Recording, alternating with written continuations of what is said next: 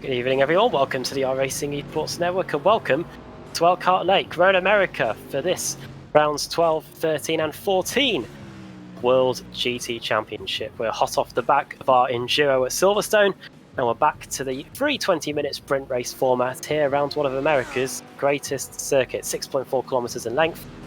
And we're looking forward to this one tonight. In the commentary booth alongside me, Adam Bath, is Sam Fitzpatrick, a veteran of many a GT race on iRacing. And Sam, we covered this round a couple seasons ago, it might even have been last season, and as the qualifying session is ongoing, we're getting set for a pretty good evening's worth of action tonight with a packed grid of 50 plus cars. Absolutely. We were racing around here in the Formula 3.5 Championship back on Saturday, and that was really good. So many... It's just a slipstream circuit, this. I mean, we were talking how it's almost like the Monza of America, this place, because you got those three really long straights, and in these cars, the car that Oscar Mangan is currently negotiating right now, the King, that's pretty much flat out, quite comfortably flat out for these guys. So you've got three mega long straights, loads of overtaking opportunities, 3 20-minute races, and these guys know this track so well. So I think there's going to be, obviously, 3 different winners. That's going to be no surprise. But it's also a couple of, perhaps, surprise winners after the reverse grids, because, yeah, the drivers will all have, I imagine, a very nice setup for this race. I know, yeah, we're all too aware that we'll have a few extra viewers with us tonight as the ongoing coronavirus situation continues. But if you're new, first of all, welcome. Hope you are well. This is the World GT Championship made up of GT3 cars. So on the iRacing service, that is the McLaren MP4 12C GT3. We've got a very old Ford GT that's driven by Dennis Melcher. We've got the Mercedes AMG SLS GT3. We've got the Audi R8 GT3 and Ferrari's Effort and the BMW Z4. So we have got a big variety of cars. They usually are pretty evenly matched. So when we get the qualifying standings up at the end, you'll probably see the majority of them all within the top 10. And throughout the season, we have race meetings like this one, which are free 20-minute sprint races with reverse grids after that, and the occasional enduro round, which is an hour and 45 minutes with a couple of pit stops thrown into two. So we are on the sprint format tonight, and it is pretty much like watching a touring car race with sports cars instead. So it does provide some great races. We look here at Nicole Foggy, who's currently second. On the timing tower, those that are in green are the pros, ones in yellow are the pro-ams, and the cars that are in orange are in the AM. So there is something to fight for throughout the entire field. And in terms of reverse grid, we can go as high as pretty much a full reverse. So hence why Sam was mentioning that we are almost certain to have 3 different winners across the whole race thing. Unfortunately, we can't boast Sam, Max Verstappen or Lando Norris being in green, but we do have some of the best drivers on the iRacing service. Some pretty high I ratings out there too, and with a 50 plus grid, as we mentioned earlier, you won't find many iRacing leagues that have many more entries than that. Yeah, this is really one of the most competitive leagues on all of iRacing, and I think if Lando and Max were here, yes, I think they'd be near the front, definitely. I think when it comes down to qualifying or maybe the race one, then they would be fighting for pole position. But of course, when you have a reverse grid, it takes such different skills, and these guys are so experienced from the ARLTC, for example. They take part in many different series, which involve, how important racecraft is. And those guys are absolute masters of this by now. They've been doing it for years upon years. Christian Reyes is certainly one of them. And he's got some pretty good pace as well, does Reyes. So he's up in 6th place at the moment. Andy Shield has just taken pole position ahead of Oscar Mangan and Ross McFarlane. Those 3 are the only drivers in the 2-minute 4s at the moment. In the championship, by the way, in the pro standings, Mark Fletcher is still leading the way. He's pretty much had that lead for the whole championship, but George McClay is keeping very honest, his Spitstone Motorsport teammates. Pete Harris had a great season. He's certainly still in the running, so too is Bibby. Rose, always very consistent there for CQR. Ben Palmer is in 6th. And also there's, the likes of Ed Dotka and Thompson as well. Just Thompson, only 12th place in the championship now. About half the points of the championship leader. With penalties and non-finishes, he could have got so many more points than he has. Watch out for Thompson though, but he does need to start making back some points. He is going to fight for this title. In the Pro-Am, Horder is leading the way ahead of Bunn and Gray, and in the Amateurs, Steve Burke is leading ahead of Lars Van Rijn and Craig Jones. Those last two categories extremely close. So watch out for those drivers. Watch out for all the drivers. They're all fighting for something, as Adam was saying earlier on. Everyone's still in the championship hunt, still in the first half of the season. And this is a pretty good race to take us to the midpoint of the championship. 4 more minutes to go in qualifying. And just as a reminder, this is a long circuit, so once you cross the line, you can finish the lap that you started, even if the time does run out. So a little bit more than 5 minutes for these guys to improve on their lap times. I was just about to say McLaren 1-2-3, but scrap that, because it's now McLaren 1-2-3-4, because Pete Harrod has gone top of the leaderboards with a very late lap, 2 minute 4.73. And there you can see the manufacturers. It's if you're of a German persuasion, that makes great reading. Ferrari and BMW will just be having to try and work out how things are going to get better. I wonder if this is because of the new build, Sam, but McLaren look like they're really on form. They were looking like they were doing that at the last sprint race we did, which was back at Interlagos, and well, really reasserted their claim to be one of the top marks in this season's championship here in qualifying, with the front 2 rows locked out by them. After today, Road America, we go on a week's break, but after that we return at Monza. Then we have Enduro at Daytona before going to Suzuka, Spa, Watkins Glen, and we end the season at Imola, track that you and me covered a World GT event a couple of seasons ago, which didn't go too well. That was a great meme from that, though, to be fair. Yeah, check out this coverage on the iRacing eSports Network tonight is getting brought to you by Apex Racing TV. So make sure to go and follow our social channels. We do have a YouTube channel as well, may as well plug that. As well as subscribing to the iRacing eSports Network, which we are on tonight. Bath and Sam Fitzpatrick bringing you all the action with Sam Kumo as well, I should mention, on the cameras, giving you all the shots that we've got here at the moment, with Michael Evdoko going up to P5 of 2 minute 5.1 with just over 2 minutes to go. Also, if you with an eagle eye amongst you, would have noticed that if on the timing tower a red flash appears for a second or two, that means they are off the circuit, which is quite relevant in qualifying, because if they go off just once, that is their qualifying lap invalidated. They'll have to go around, set another time, and at a track like this, Sam, which is probably towards the longer of the laps got the World GT calendar, put a dipper wheel into the dirt on the exit of either turn 1 or turn 3, they officially call it, and that's going to be a massive pain for you.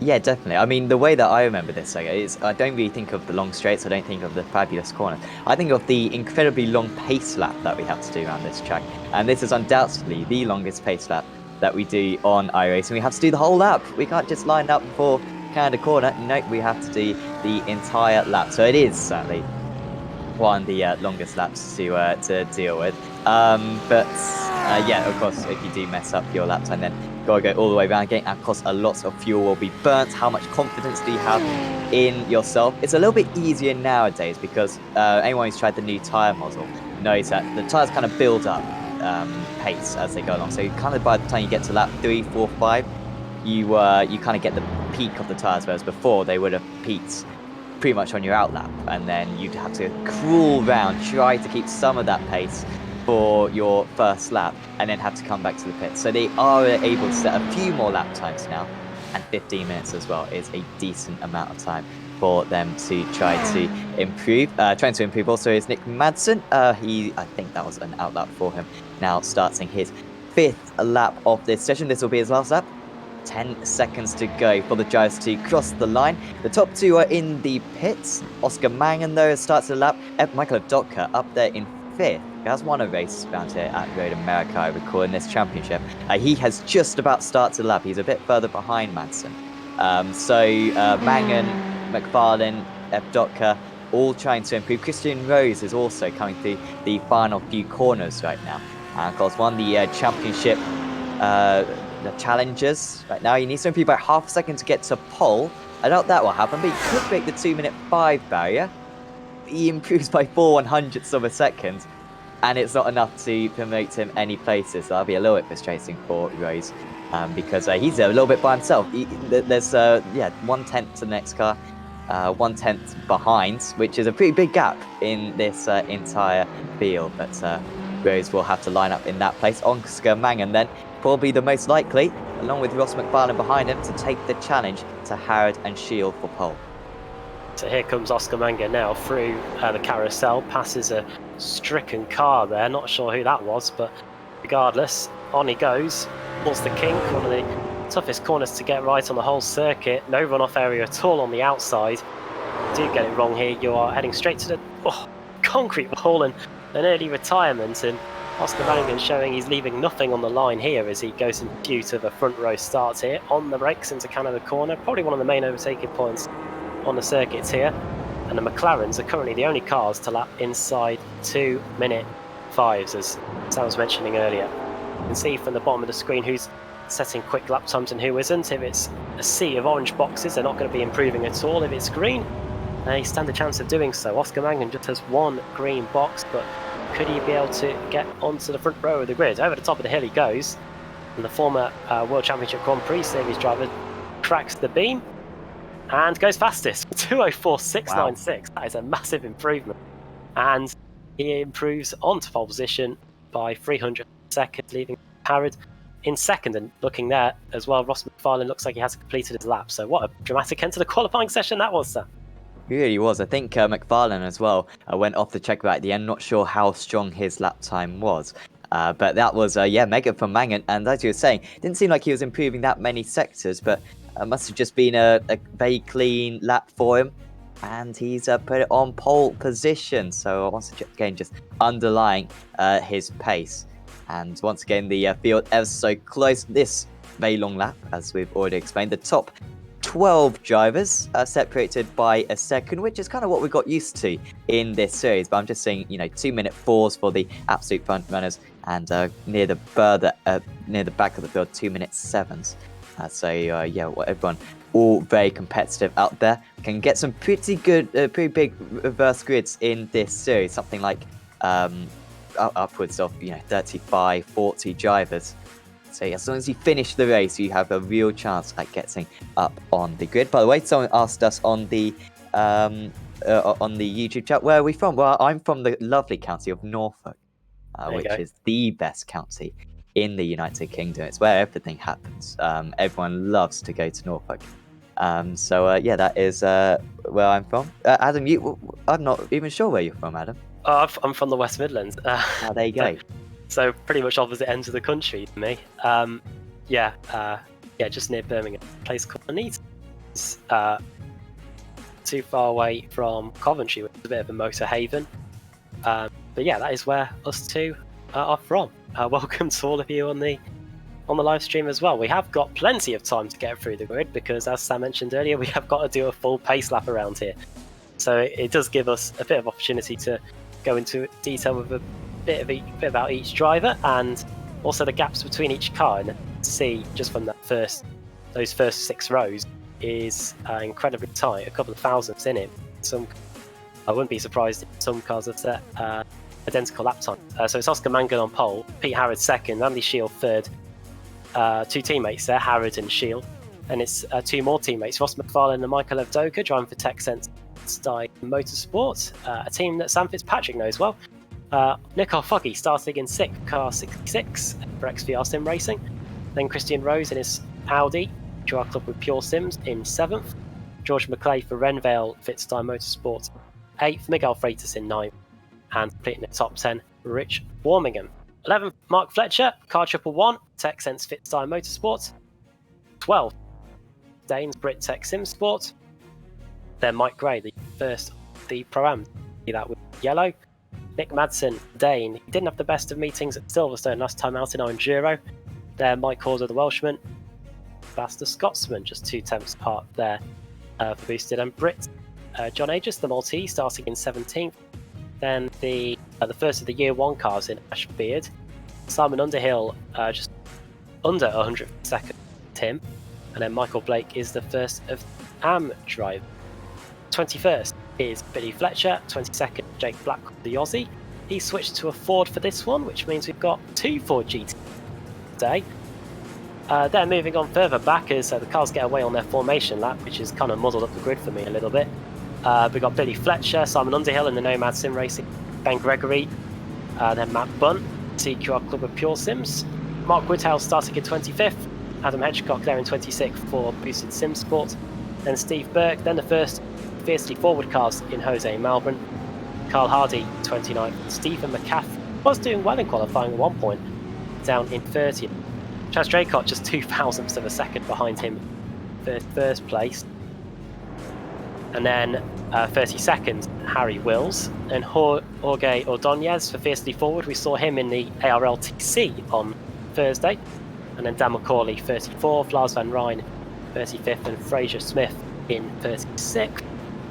And the grid just keeps on coming. We've got another dozen or so cars to get through. Dennis Melcher, 37th, the Belgian, starting in his Ford. Simon Field, Boosted Motorsport in 38th. Kevin Boland, 39th. Carl Jacquelet for Year 1 Racing in 40th. Newman, CQR P&M, a veteran of this and the ARLTC in 41st. So too John Roberts. Matt Draycott for Team Lizard Motorsport. Then Dean Timms for BritTech eSports.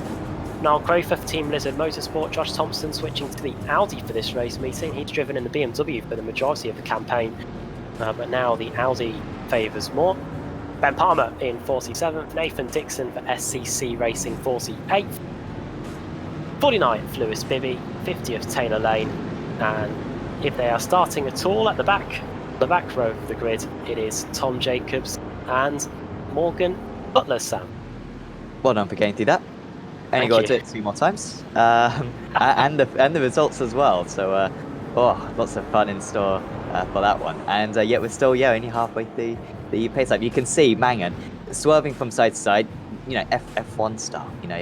With all they can't do burnouts, unfortunately, which would be a bit pointless anyway, because of course it's going to be a rolling start for this. But they're trying to get as much heat in the tyres as possible. 34 degrees track temperature as well. So before the on the old tyre model, they would have been trying to get as little temperature in these tyres as possible. iRacing has significantly improved the tyre model, although some may disagree.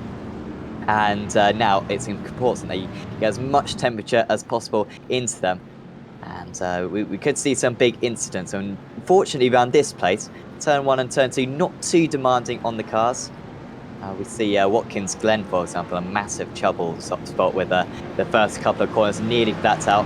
Should be a lot better here. And Mangan is absolutely sideways pretty much all the way down this section of circuit. It's a long run down into turn 1. It can be a little bit of a tricky start because it's very much up to the race leader when to floor it. They can go pretty much as soon as the pace car comes in, and then the green flag only comes out about 5 seconds afterwards, so you've got that whole margin for Mangan for when he wants to put his foot down. And of course you can get the slipstream as well into turn 1. But Mangan looking pretty good from pole. Car number 99 will want to break the draft straight away. Yeah, the all-black McLaren for the final corner now, and you're right, we have seen cars in the past go pretty much straight away, and then others making everyone else bunch up behind, which can lead to some bottleneck situations. And it looks like Mangan is going now, it looks like, so he's putting his foot to the floor. Looks like everyone else has gone with him, and the first race tonight in the World GT Championship at Road America is go. And a good start by, look at the Sim Sports Racing USA cars. They're really trying to box in Ross McFarlane, who really can't do anything about the 2 teammates in front of him. Mangan's going to lead quite comfortably into the first corner, and a good job by everybody in the first dozen or so to get single file. For the most part though, it looks like everybody has got through the first few corners without incident, but the trouble doesn't stop there yet, Sam, because now we've got to go onto the back straight as Oscar Mangan has a massive wobble. Yeah, I thought Daneshout was going to have an issue there as well, but look at how Harrod has closed in massively. He pulled a massive gap, did Mangan up to about 0.4 of a second initially, and it's already been obliterated. 2 by 2 they go into turn 3, and this is the luxury that second and third have, being teammates. They can work together a little bit. Mike Gray running very wide in his Ferrari. Nick Madsen actually was running wide in the Ferrari, losing a couple of places. Good start from Mike Horder. Oh dear. Madsen round, and a few drivers taking evasive action. That was Ashley Beard having to go way off the circuit, and now we've got a couple more cars. That was a Nomad car, I think, making contact with maybe Blackhall, Morgan involved, and McCaffrey, and it was all just very tricky, such a narrow part of the track, and just a tiny bit of context. I think most drivers did a good job at not causing too much damage. They all slowed quite a bit. And not what we wanted to see at all. Fortunately, it looks like everybody's been able to carry on without too much incident, but a few cars will be having to go back to the pits. One of the advantages of this series is if you do get involved in an early wreck, you do have a fast repair, so if you make it back to the pits, you can get a new car and get on your way from there. As we look at Rich Warmingham, and that is Christian Rose just in front of us. Behind us is Miguel Freitas. Warmingham's made one spot in the early going in his BMW. He is the highest beamer in the field. Yes, they get a good opportunity to see if he can get past the Audi onto the front straight, as in the mirrors you've got the Ferrari, which, even though they like to change the balance of performance in this series, Sam, it is probably one of the quickest cars in the GT3 field as we get this first lap in the books. Yeah, it is certainly one of the quickest, but as you were saying earlier, I think the McLaren are gaining some speed recently. Also, the Ford maybe is, well, I think the Ford is still lacking a bit, but it's still great to see the Ford out there. We love drivers using the Ford. A few drivers turning back to the pits. I think Lewis Bibby was one of them as well, who started up in the top 10, I believe, did Bibby. So, not quite sure how he got involved in that. Also, an awful start for Nick Madsen. We saw him have one spin, and he had another spin as well, I think, in the penultimate corner. So, a dreadful start for him.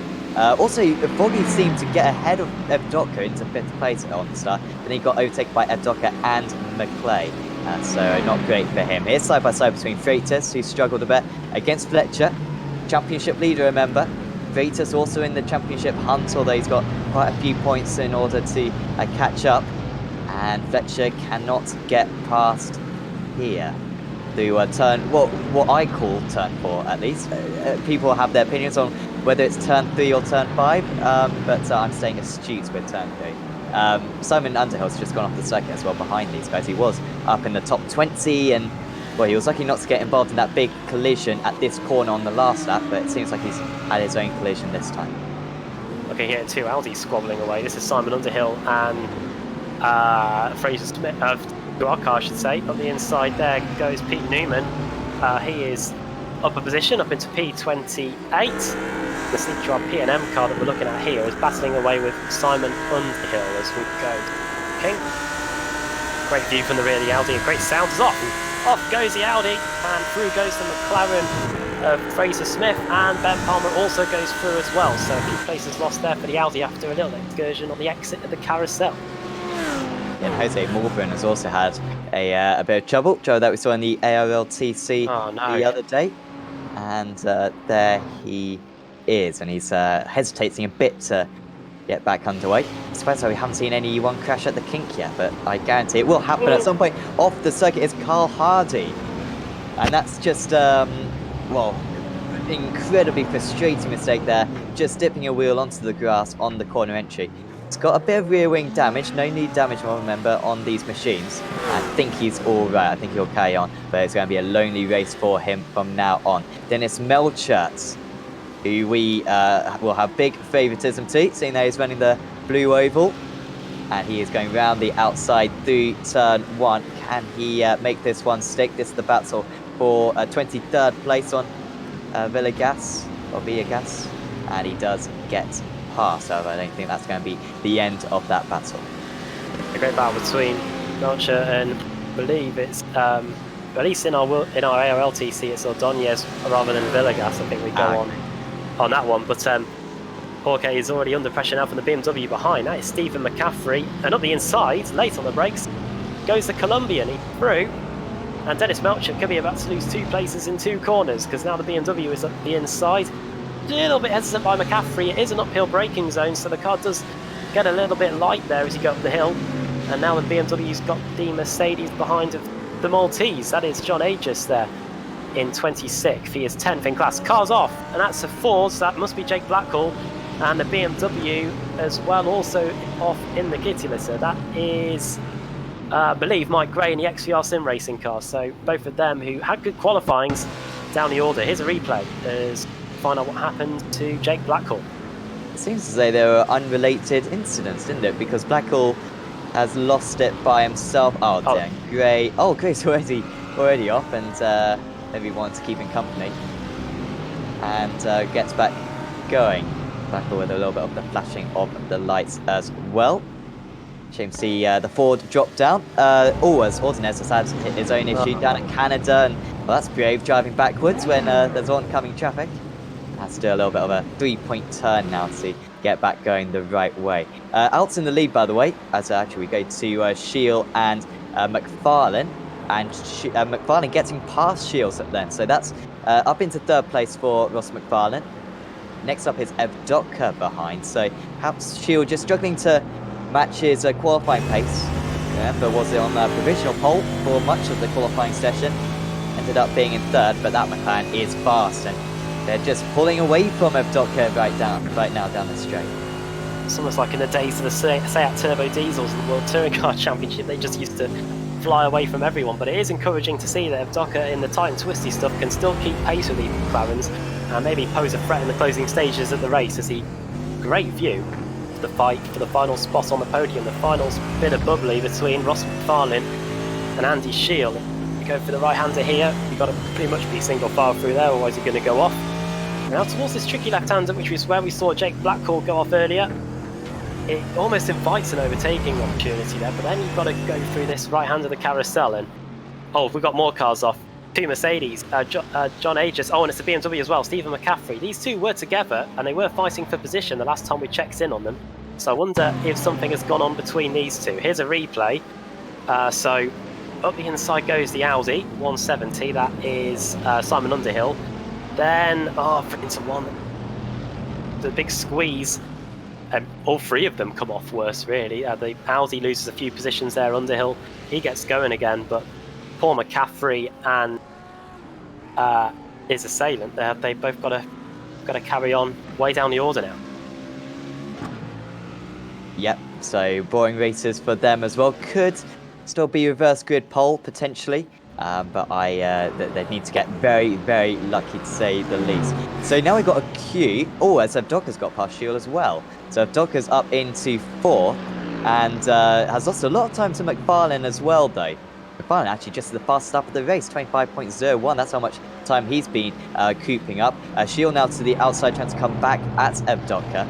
I feel as though if Evdoka can get to turn 3, then he should be all right to defend for the next lap or so. It should be able to kind of break about half a second, try to break the draft. And then also involved in this is Nicole Foggy, George McClay, Christian Rhodes, as Mark Fletcher is off the circuit, championship leader, and he has gone off at turn 2. He's back on though, but that is him dropping down even behind his brother as well into 15th place. Here is Evdoka having to defend, still a bit of contact behind. Shield gonna go for the move into 4. Evdoka opens the line, and that may well have been a bit of a mistake from him, because back comes Shield. Now Evdoka will have the inside for the next corner, but the outside line might be the way to go, and it's Andy Shield who gets back ahead of Michael Evdoka. It seems like Evdoka's faster, but Shield with that straight line speed managed to just position his car absolutely perfectly. And now Foggy is perhaps looking pretty likely to move up himself. Well, we did wonder if that McLaren stranglehold could be breached. Not just yet. Michael Evdoka is really fancying his chances of getting past Andy Shield, but now he's got to worry about the XVR Sim racing car behind this driver that he knows well, Nicole Foggy. These two have raced in this championship for many a season, and in the ARLTC on a Thursday. And Euro V8. And Euro V8, many other series too. And now into Canada corner. Cover the inside line here. You pretty much do a decent job of keeping the car behind you, because it is pretty much impossible to get a move done around the outside. And if you're on the inside, you can also park the car on the apex and stop getting through there. So that's kind of the corner. Now this is the final corner, where you can see they try to run as wide as possible. Some drivers, as we've seen tonight, have put wheels on the grass and go off. And now we're on to front straight again. Up the crest we go, and yeah, you can see the Audi there. That must be Christian Rose. He is trying to get by George McClay in a Mercedes as they come across the timing line now. And again, Nicole Foggy trying to get past Ross McFarlane too. Two great battles going on within the same camera shot down the front straight. And will Foggy keep part of his car alongside that? Nearly got quartz panel, but Evdoka, good spatial awareness. Just leave his rival room. And then does get the inside for the next corner. And this is really helping Andy Shield, who looked as though he was going to be the one who was dropping down. Instead, now he's able to pull away. Mercedes v Mercedes. Foggy's got the small draft. That might just be the extra pace he needs down this straight. Does get his nose ahead, but well, Docker lost the position from this place on the circuit last time, and it might happen again because Foggy keeping his car alongside. And they've been alongside now for probably a good 20 seconds or so. Now, has Foggy got to back out of it on this occasion? Yes, he does, through the right-hander. Not being able to take advantage of this is McClay, as behind him, Rose trying to come back, but not quite the space. Just too narrow this part of the track to really go for a lunge. And surprised that there's not more drivers involved in this, to be honest. I think if Fletcher hadn't have been spun round, I think he would have probably caught up to these guys as well, but because they're fighting so much, must be losing each other a lot of time. And all that has meant that Andy Shield has appeared up the road a little bit. The gap is now just about a second. McLaren in 4th and the Mercedes in 5th. But Tim Rose trying to find some way of getting his Audi up past this Mercedes McClay and then onto the back of Nicole Foggy. But this is a fantastic duel between the Mercedes and the Audi. He's pretty much fighting for best of the rest on us because the McLarens have looked so mighty here. This will only be the case in race 1 though. I've got the reverse grid to look forward to in race 2 and race 3. While the McLarens will have 1 to 4 on lockdown now, the chances are they won't have it in race 2 or race 3 once we mix up the positions. Over the line we go. Pete Harrod puts in a new PB, 2:05.18, 4 tenths of a second quicker than Oscar Mangan, but you're gonna have to try better than that to try and close in on the Irishman. As 2 wide into the first corner go Michael Evdocker and Nicole Foggy. Has Foggy got it done? Looks like he has. The XVR Sim Racing car, the Scotsman, through into 5th place, 1 place up from where he started. But now it's going to be the case of, first of all, keeping Evdocker at bay, and now trying to close in on Andy Shield as well, as we look at the fight between Harrod and Mangan, Harrod and McFarlane, I should say, for the runners-up spot. Yeah, McFarlane's the only driver who got into the 2-minute 4 so far, and he's done it twice in consecutive laps. So that's how quick he is. Certainly does seem like he's the fastest driver out on track. Remarkable how they're 5 seconds clear. Remember, McFarlane had to overtake Shield, and he's pulled 5 seconds on him. Absolutely incredible. Just shows how much they have been fighting. Was a second faster on that last lap. And now that he's in the slipstream of Pete Harrod, this one, I think, could be, well, certainly very possible for him. And I think after that, to catch up to Mangan, maybe a little bit too far. I've only got 2 more laps to go. In fact, 3 more laps to go after this one. Maybe even 4. No, it will be 3 more laps to go, I think, at the conclusion of this one. And he's 2 seconds off the leaders. Already going into Canada corner, he's almost within passing range, 1/4 of a second. And a bit of a slide as well for Harrod. Leaves the door open. McFarlane wedges his car down the inside, but it was never really an overtaking opportunity. However, he's right on his back bumper, and it's going to be so tricky for Harrod to defend into turn 1. They've lost half a second just in the last couple of corners to Oscar Mangan. McFarlane not quite nailing the exit of the last corner as he'd hoped, but it's still a very long straight. 3/10 of a second, going down to 1/4 of a second. Not a big braking area. I think he's going to have to play second best this time. Yeah, that little wobble at Canada corner was the invitation that he needed, Ross McFarlane. But these GT3 cars are wider than you'd expect, and the Texsense Fitstar Motorsport car just wasn't able to prise the door open fully for the final 2 corners. But still, as you said, got 5 minutes to try and get by, and could he slipstream to his advantage here? We said at the beginning of the programme that this is a real slipstream fest of a circuit, and here we go down the back straight. Is it an opportunity for McFarlane to wedge his McLaren at the inside? Sending it. Maybe on the final lap he might try something there if it comes to it, but for now the Sim Sports Racing USA car with a little bit of left rear damage remains in second place. Pete Harrod doing a good defensive drive in this opening race of the day. 2 BMWs fighting out here. This is Michael Blake and Mark Woodhow, I believe, going into the left-hander, and that's Matt Bunn up the inside. Oh, wow. The BMW's been hit there. That was the Mercedes of Ben Gregory. Texsense Fitstar Motorsport hitting the rear of the Beamer, sending it around. And poor Mark Woodhouse has lost half a dozen places or so. Yeah, that was mega unlucky there as Melchert is losing out to Underhill. Underhill's done well, hasn't he? Yeah, I swear he was spinning round earlier on at turn 4. But no, he's had a very good pace. Melchert, not bad pace himself. But yeah, just Gregory, I think, making contact as Christian Rose is off the stick. Oh dear, I think that might be our first casualty at the King. I was surprised that not too many have happened, and it's a surprising victim there. Usually so consistent is Christian Rose. And yeah, it's him who has made this mistake. And oh, wow. Wow, that was a big instant. It's an interesting one. Usually you see cars lose it either going out wide on the exit or going into it. It looked like he lost it in the middle there. And it looks like he is waiting for the whole field to get by because he is still there. Hopefully he can get going again. As long as he doesn't fall 2 laps down, he will be eligible for the reverse grid. And away he goes, 28th place. So fortunately for Christian Rhodes to be able to carry on. Back to the fight for 2nd place then. And there's not too long to go as Oscar Mangan, just if we were in any doubt of the pace that he's got here tonight, is put in the fastest lap of the race, Sam. Yeah, 2-minute 4.76. That's a big lap. That's over 3/10 faster than any other lap he's set so far. So now 4 seconds clear. McFarlane, close as he's been. He had a look a couple of laps ago. And this time he is going to properly commit. Dives to the inside. Try and take his opponent by surprise. But Howard just almost took a normal racing line there. He was very smooth through turn 3. Had great pace. And he stays ahead. And he was not flummoxed whatsoever by that move from McFarlane, who was really darted out from underneath at the last moment. Behind them, Foggy's got ahead of Shield.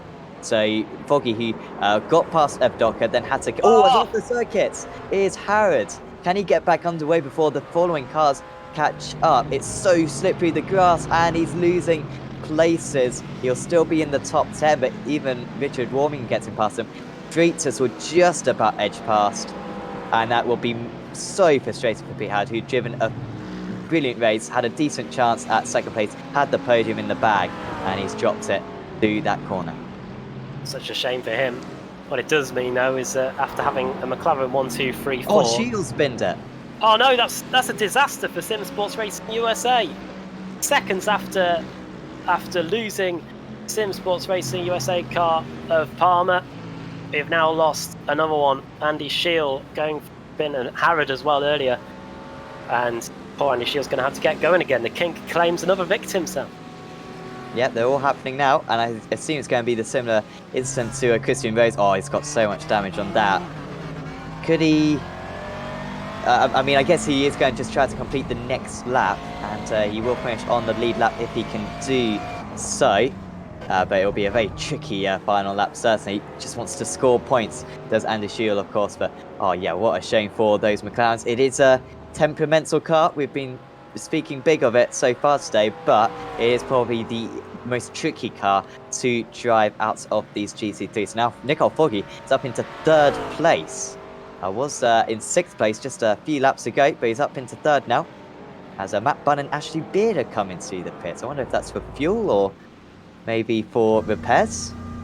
The cars look all right. Maybe they've toured around with a meatball flag, and which means basically come in, you've got loads of damage if you're new, and they've just want to serve it now before the end of the race so they don't get any other additional penalties. Here comes Jorge Ordonez into the pits, the Colombian driver for Fiercely Forward, also taking a tour down the pit lane as we enter the final lap of the race. Clock has ticked over the 20-minute mark, and while all this is going on, it's a world of serenity for Oscar Mangan. He will have loved every single moment of this, put in the fastest lap of the race on the previous lap, and now he is en route to pick up a victory for McLaren. He is driving for himself, he is a privateer, doesn't need any help out there in terms of teammates, puts the car on the pole, and it's going to be probably one of the most comfortable victories we're going to see all season, Sam, as he comes to the final few corners. Yeah, 5 seconds is rare in this championship, but from pole position, good start, held off the others in the first few corners, and just been the fastest guy ever since. Here we go then, getting set for the checkered flag to wave, and it's going to wave for Oscar Mangan. The man from Ireland takes the flag and the victory in the opening race of the day for he and for McLaren. Mangan's day here at Road America, and he puts in a fastest lap of the race on the final lap as well, just to reinforce that fact.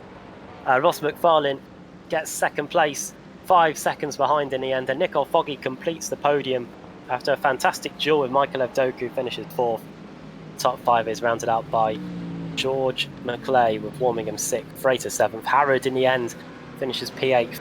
We will rue that momentary lapse which resulted in him dropping down the order. Danes in 9th and Fletcher completing the top 10, as here is a scrap. Some of the tail end positions, including Andy Shield, who is missing the front of his car. Yeah, that's an incredible final lap this from Andy Shield, that he's managed to set this up quite so quick. He loses out one more place, but I think that should be the least of his worries. 23rd place. I think the most amount of reverse grid, I think I was wrong earlier on where I said 40. I think I was getting confused with Aerial TC. But I think we can get 24 in this series at a maximum. So if it is 24, 30 even, we're being told. So that could be very good for him. So Shield finishes in 23rd, Bunn in 24th, and 30th place will probably be Carl Yacolet, I imagine. So probably be last of those guys. Steve Burke, I think, the last of the runners at the moment in 36th place. But there is the race winner, Oscar Mangan, and that will gain him a few more points, which will go a very long way. 8th place in the championship. McFarlane in 7th place, so he won't make too many points up on McFarlane, unfortunately, but both of them will be closing in on championship leader Mark Fletcher after that.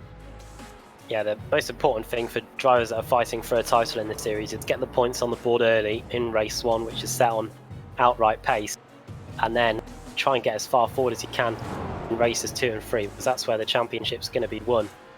How far you can get up the field in those races where you've got to get some overtaking done due to the reverse grid. So as Oscar Mangan returns to the pits, we have still got a few cars to come across the lines. Until that happens, can't really bring you the full results. I'm waiting on this guy.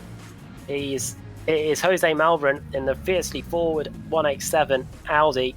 Oh no. Oh, is he out of fuel? Please don't tell me he's out of fuel. Come on, get out of the car, push it. Talladega Nights, run across the line, please.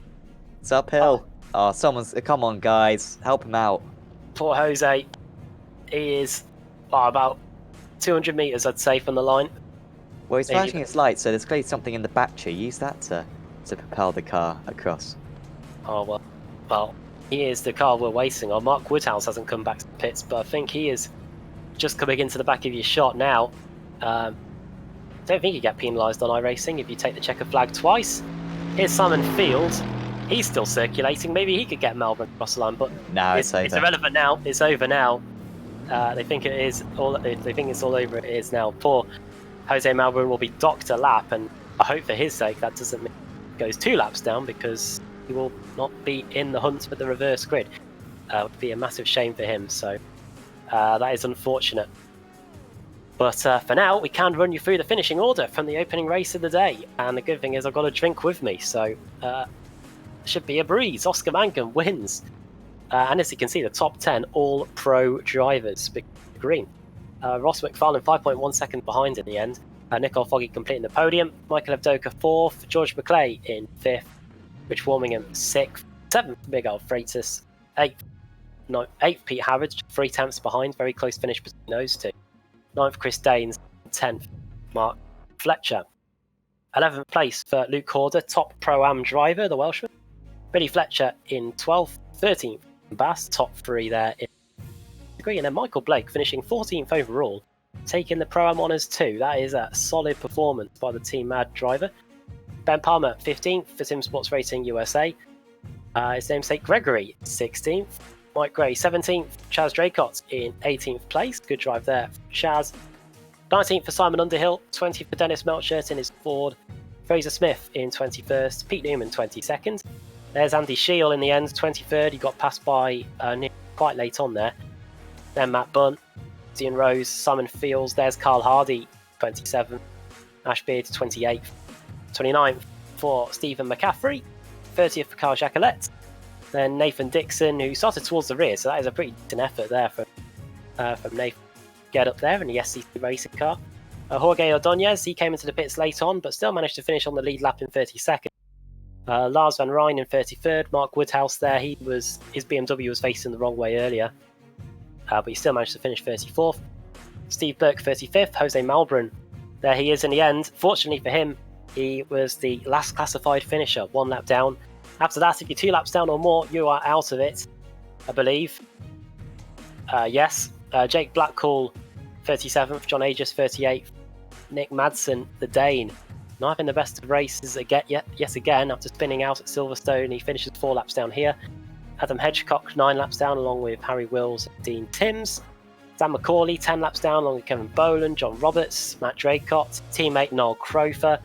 Josh Thompson switching to the Audi hasn't helped, but I'm sure the other behind, finishing 48th. 49th place in the end for Taylor Lane. Tom Jacobs and Morgan Butler all out. I wonder if they were all victims of the few skirmishes or in the early going here at Road America. Right, time for the first reverse grid of the evening. So let's get Sam Kumo in and get the reverse grid wheel up on the screen and find out who's going to be on the pole position. Race 2, Sam. Yeah, that's right. And unfortunately for Jose, we only got up to 30 places, so I don't think he would have been eligible for a reverse anyways. Alright. There you go, up to 30. So let's find out who's going to be on the front then for race 2 here. And it is just 25. Oh, 25. Well, that's music to Christian Rose's ears after going off at the kink earlier. The Audi is going to be at the front with Matt Bunn second, Andy Shield third, Pete Newman fourth, and Fraser Smith in fifth. Only one McLaren inside the top 5, Sam. So all they've got to do is try and keep it at bay for 20 minutes or so. Yeah, I think so. But yeah, Rose and Shield up there. Mega fortunate for those guys. They finished over a minute off the lead. But yeah, we'll be right at the front for this next race. Also, Shield finished starting in 3rd place in 2 consecutive races. Quite rare, that, I think. And yeah, some of the pro AMs as well, just getting involved as well. I believe Michael Blake, the only amateur driver to be within there as well. So that's really works well for him. Yeah, good opportunity for them to get some mega points on the board. Right, we are going to take a quick break here on the iRacing eSports Network. If you're new, it'll probably be around 10 to 15 minutes. And then we'll be back getting set for race 2 of the day here in the World GT Championship at Road America. See you in a few minutes.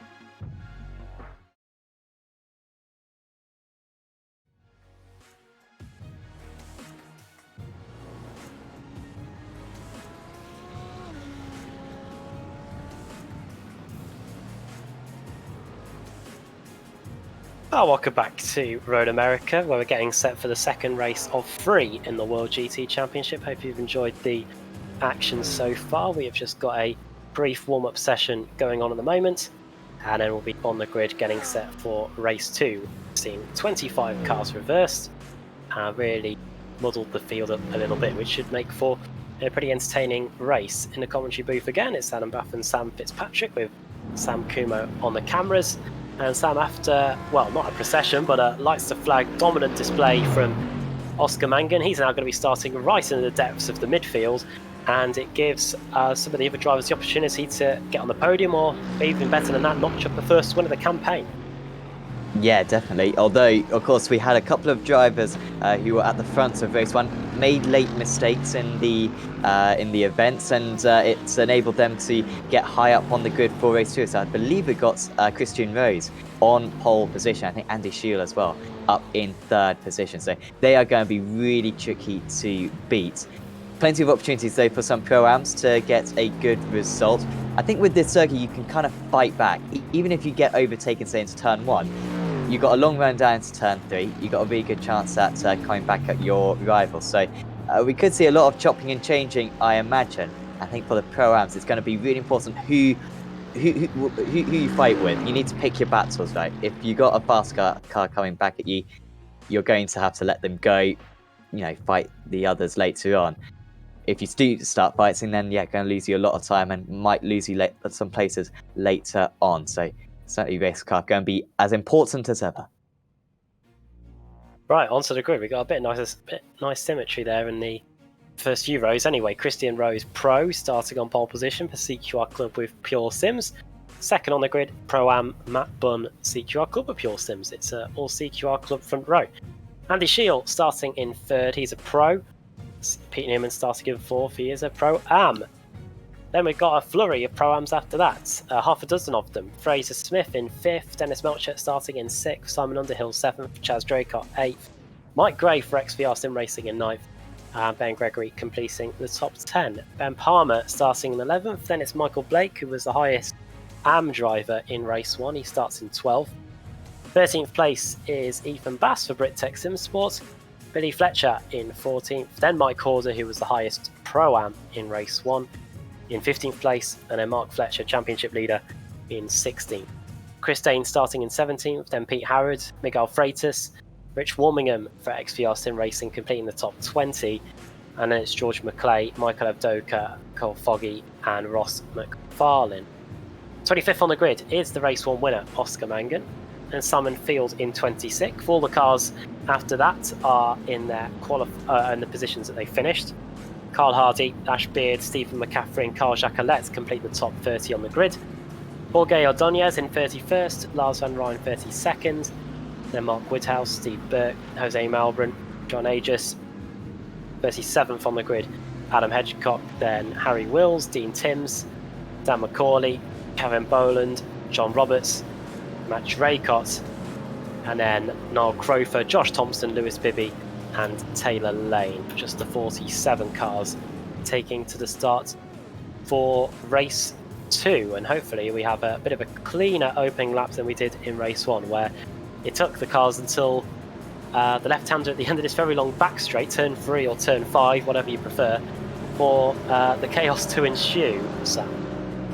Yeah, it was a bit weird, wasn't it? Because turn 1, often, if you get 3 wide into turn 1, then there's going to be contact, and usually drivers get blowing off to the side of the track. And then down in this place, you usually see a driver outbrake themselves and then just skid across on the inside and smash a few drivers in, a bit like 10-pin bowling. But actually, it was after this, and it was going into the section that we now approach, where it did all kick off, where the track really narrows up. Again, maybe 3 wide, and that's not going to work too well. But hopefully it's even cleaner this time. But there is a massive risk, of course. And of course, if you're one of the front runners, you want to gain as many places as you can. We so often see it, particularly from the likes of Josh Thompson comes to mind, how you look down after a few corners and he's up 10 places somehow. You just question how on earth that's possible. And you've got to be aggressive in order to make that. But at the same time, I think these guys thinking about the points. There are so many drivers in the championship hunt for each of the classes. They've got to make sure that they score some decent points. But yeah, Rose going to be the big favourite for this one. And we saw a good launch for the pole sitter last time as well. It does seem to be quite a benefit to start from pole. Yeah, Matt Bunn starting alongside. Could maybe Bunn hold off Shield in the opening stages to help out his teammate? Perhaps that will be the case. Well, it looked like it was going to be a fantastic race one for Sim Sports Racing USA until a nightmare final 2 laps saw them lose their spots on the podium. I'm sure CQR Club of Pure Sims are hoping that does not happen to them. They are currently locked out the front row, and then CQR P&M with Pete Newman is in 4th place. Andy Shield would love to get a bit of redemption from what happened in race 1. He currently starts 3rd on the grid. Can just about make him out there in his McLaren MP4 12C, and he's just got the 2 teammates in front of him driving for 2 different manufacturers in Audi and BMW to get by for a chance at victory car 007. So we're just going through Canada corner now. Oscar Mangan in race 1, Sammy he put the foot down pretty much just before we got over the top of the hill. Be interesting to see what these 2 teammates do this time. Yeah, from 2nd place, you gotta have a great peripheral vision. That's when you really want triple screens to know when your rival's going. It might just be worth backing off slightly so that it does improve your vision of when he's going to go. They might also be communicating on the comms on when to go. So let's see if Bunn can keep up with his teammate on the runs through turn 1 now. Over the top of the hill we go. The green lights are on, and we're underway here for race 2. At Road America, and straight away the 2 teammates going line astern, but they could be about to be engulfed. The BMW, it just hasn't got the legs, and the McLaren is straight up the inside. Can Andy Shield get 2nd place though? Round the outside goes the Beamer, but he's got no grip on the outside, and through up into 2nd place. As long as he gets his braking right, will go Andy Shield. There he goes. So it's Sim Sports Racing USA up into P2. It is Christian Rose with a 9 tenths of a second lead already, and we've got a few cars nearly going off on the exit of turn 2. I did see an Audi going off in the background. That might have been... Oh, it was a Ferrari. Miguel Freitas was off in the first corner, but nearly too wide down the back straight as Ben Palmer tries to get a position. And look at this. Matt Bunn trying to take 2nd place back off Andy Shield, Sam. Yeah, it didn't quite work for him. Also very deep on the brakes was Pete Newman. Almost made contact. Oh dear, that's a lot of cars involved. And that's on the inside circuit. We might get a safety car here. It's up to us to call it. What do you reckon? I think it might well be, well, I'm not sure. It seems like the field now starts to spread out now. It's tough to call. There are cases at Interlagos where it was almost impossible not to call it. And we did on that occasion. I think we were just about okay in my book. I'll take the flak for that one, I think. But, yeah, that was a big one on the exit of turn 3. It looked like a lot of cold tyres. Cars lighting up the rears after one of the biggest braking points on the circuit, and then not being able to... and Newman. Oh, sorry. I thought they'd binned it, but no, they were just off the circuit. Yeah, when they're just grass tracking, that's not really too much in the World GT Championship, is it? They're able to carry on despite going off at one of the quickest corners on the circuit, and Pete Newman's gone very wide in Canada corner. That's allowed Dennis Melcher through. Ford is having a fantastic opening lap here, and Newman's going to lose another place. He might even lose a further one to Ben Palmer here around the outside of the ultimate corner, and off goes his teammate. That's Chaz Draycott. Fortunately, he won't get hit by anybody. Oh, he will at the wall though. That's a shame. But what a pity for him as his teammate Newman continues to lose even more places for the final corner. Yeah, great start from Mark Fletcher and Danes. Mangan up 11 places and crucially ahead of McFarlane. They are going to be catching up to these guys. Great progress. That's what I was talking about earlier on with the Thompson. And Fletcher's been put into the wall. The championship leader. And it wasn't a great race one for him. And that championship lead is quickly evaporating. How much damage does he have? He might be all right. He's just waiting to get back on the circuit. Oh no, that's loads of damage, and that's going to be Mark Fletcher's day over, or at least race 2 over. He's going to be starting from the back in race 3 as well. And the guy who hasn't had too many setbacks so far this season, that's going to be the championship gone from him for the time being, and that's going to be the first time he's lost the championship lead this season. So absolutely massive, that one. Newman is off the circuit as well, down at turn 3. It's not too bad for him, but he has been overtaken by Underhill and Danes. Underhill driving well in his Nomad sim racing car, and Danes up 9 places so far. A little bit further ahead, here's Melcher and Palmer. Palmer goes to the outside. Now, firing on board with the plucky Ford.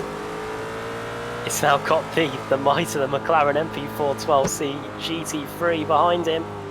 There's not much grip out there, Ben, so you may as well just get back in line astern. But you can see that the eSports Racing USA car's in a hurry. Is he in so much of a hurry? He's going to get a move done into the kink. He is.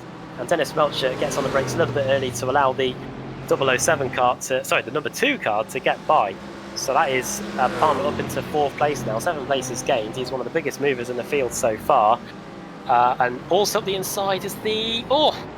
that was almost after you there between Dennis Melcher and Fraser Smith, who now runs a bit wide on the exit and now allows his teammate Chris Daines to get by, and he really does. It's almost like Brittech SimSporter have adopted a livery from Brawn GP almost. With I was just thinking that. That looks really nice though. Remember, I had a Bugatti Veyron with a Brawn GP livery on a popular racing game a long time ago. Just throw that in there. Over the line. I mean, it's a great livery. I mean, it should be absolutely everywhere. I suppose not more teams inspire themselves by it. Of course, that Honda livery, strangely, never quite caught on the Earth car, but the Brawn certainly did. Pete Newman then seemingly has kind of recouped now. He's stopped going backwards, although he has got a number of fast cars behind him. Here's Nicole Foggy. He's battling with George McClay, I guess that is. Those two were fighting, I believe, in race 1 as well. McClay was just a little bit behind Foggy on the most part. He had a very strong end to the race. Farlin is getting past Underhill, and then Daines is defending against Dennis Melcher at the moment. He's trying to come back at the rival. They've got 1.7 seconds up to Ben Palmer as well, who is really sprinting away. So they're already 8 seconds off the race lead as well. You can just see how sparse the drivers ahead are, and then how in line all of these guys are. You mentioned Pete Newman, just to touch a little bit on him. He is a dedicated racer. A couple seasons ago, we were commentating on him racing in what is effectively now the ARLTC from a hospital bed. He was that desperate to get the points on the board. He did run his own team in that series as well. Got a 1-2-3 with it.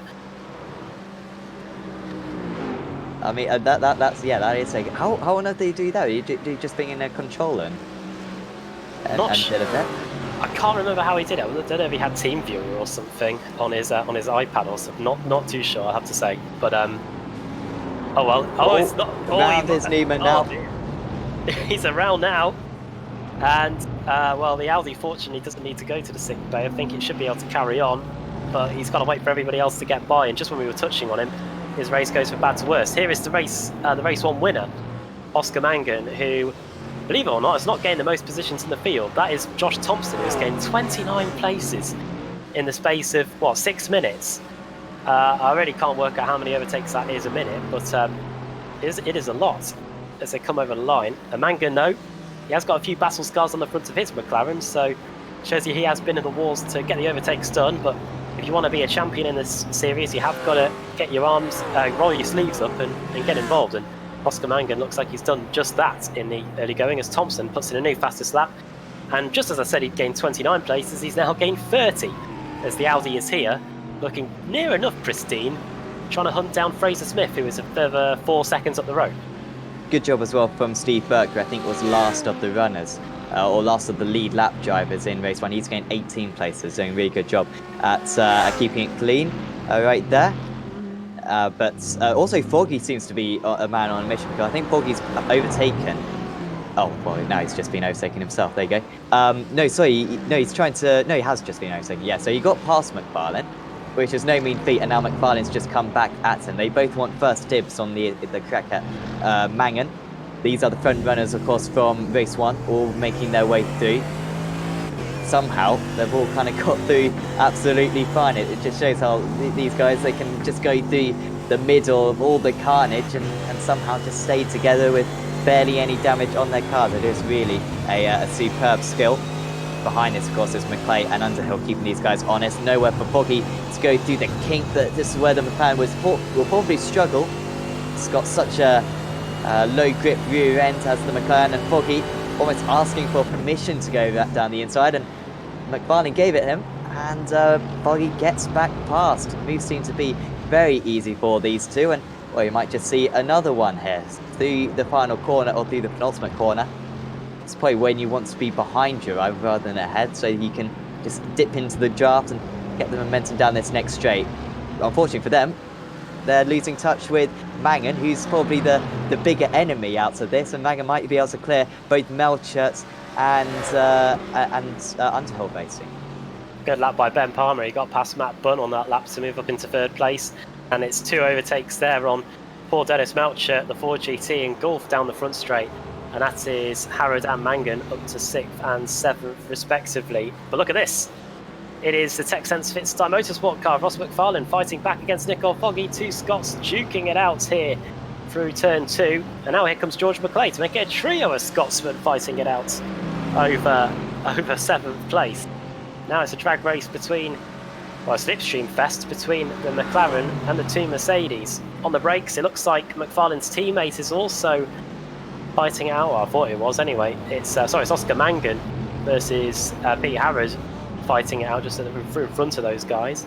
And then we've got these two at it again, and all of a sudden it looks like we've got a 1, 2, 3, 4, 5, 6 car train. Just when the SimSports Racing USA car of Harrod and Mangan looked like they were off up the road, all of a sudden these guys are back on the rear end. But they do need to get past Dennis Melchert and sooner rather than later, and it looks like they're going to do that just now, Sam.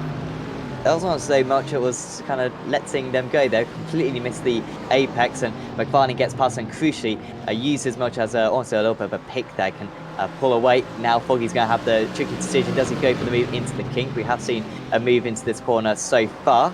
I think it was against Melchert as well. He wisely backed out of it. That was very early on in the race. And now Foggy should constantly get past. McClay will go through as well, you'd imagine. On the brakes, Melchert isn't really battling these guys. He's battling more like Simon Underhill, who's a little bit further back.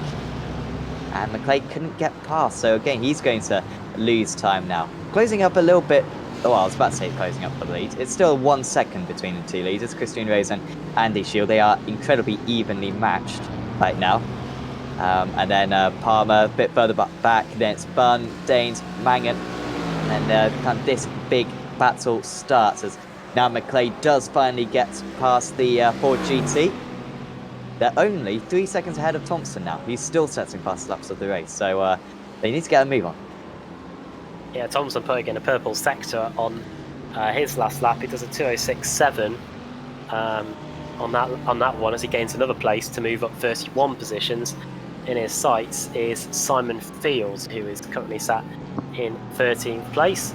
Yeah, you're right about Dennis Melchert. As you can see from the timing tower, he is currently sitting second in the Pro-Am category. So I think he would take that if the flag was to fall now. Well, unfortunately for him, there's still another 8.5 minutes to go, as here comes Josh Thompson and Simon Field. They're just lapping the Audi there of Adam Hedgecock in the Booster SimSport car. That green and white Merc, that is Fraser Smith in the Brittech SimSport car. Brittech SimSport, who did pretty well this last season in their debut season in the World GT Championship. They'll be hoping for more this time, and with that livery, I'm sure that is going to be somewhere near the front in the not too distant future. It has been at the front at some points this season too. Fraser Smith currently sat here in 15th place. If the reverse grid for race 3 is in his favour, he could be near the sharp end for the final race of the day and try and get that Brittech SimSport team the winner's trophy. But at the moment, he has got an alright view of Josh Thompson trying to get past Simon Field. I don't think he's going to get that done. Oh gosh, Palmer! Oh, it's another SimSports Racing USA car. The Kink has claimed another of their cars, and after it being Andy Shield and Pete Harrod in the wars in race 1, it is the turn of Ben Palmer, who wasn't running in third, to go out of the race. Oh. He wasn't even fully committed to it. You could kind of see how he was just measuring it a bit, but then with this new tyre model, it's so slippery now on the grass, and he dip a wheel onto the grass and he goes smashing into the wall. He's got a meatball. You only have to serve the meatball about 5 laps after you get the meatball, and I have exploited that at this very circuit, in fact. And it is a very long circuit, so you can really take advantage of it. I'm surprised he didn't just stay out because, well, now he's not going to be able to finish the race. He won't score any points, I believe, Palmer. That is a massive shame for Ben Palmer, who had got into the podium positions had overtaken Matt Bunn, and he and Andy Shield were looking like they're going to have a fantastic race. But now that has all fallen apart as Josh Thompson gains another place. He is now up into 12th position. He's got past Simon Field, and of course with the demise of Ben Palmer, he's gained another place too. So that is 33 places gained for Thompson. This is quite some drive through the field. Next up is Simon Underhill, who is now trying to get past Dennis Melcher. Is he going to go the inside of the Ford? This is a fight for Pro-Am positions, let's not forget. So I think Melcher won't be as courteous to the Audi trying to get by here. And I think there might be a fight for third on our hands as Matt Bunn is up into third place. Chris Daines trying to get by at the inside. BMW versus Mercedes, saw this so often in the DTM. That's touring cars, but this is World GT cars, GT3 cars that raced in the Blancpain GT Championship way back in the day. These cars have long since retired, but they carry on racing on iRacing. The McLaren MP412C GT3, that's, I think that's been well past its best, but who cares? We've got a fantastic battle on our hands here for the final spot on the podium, and right now it's Chris Daines that is on course to take home the bubbly here with 5 minutes to go.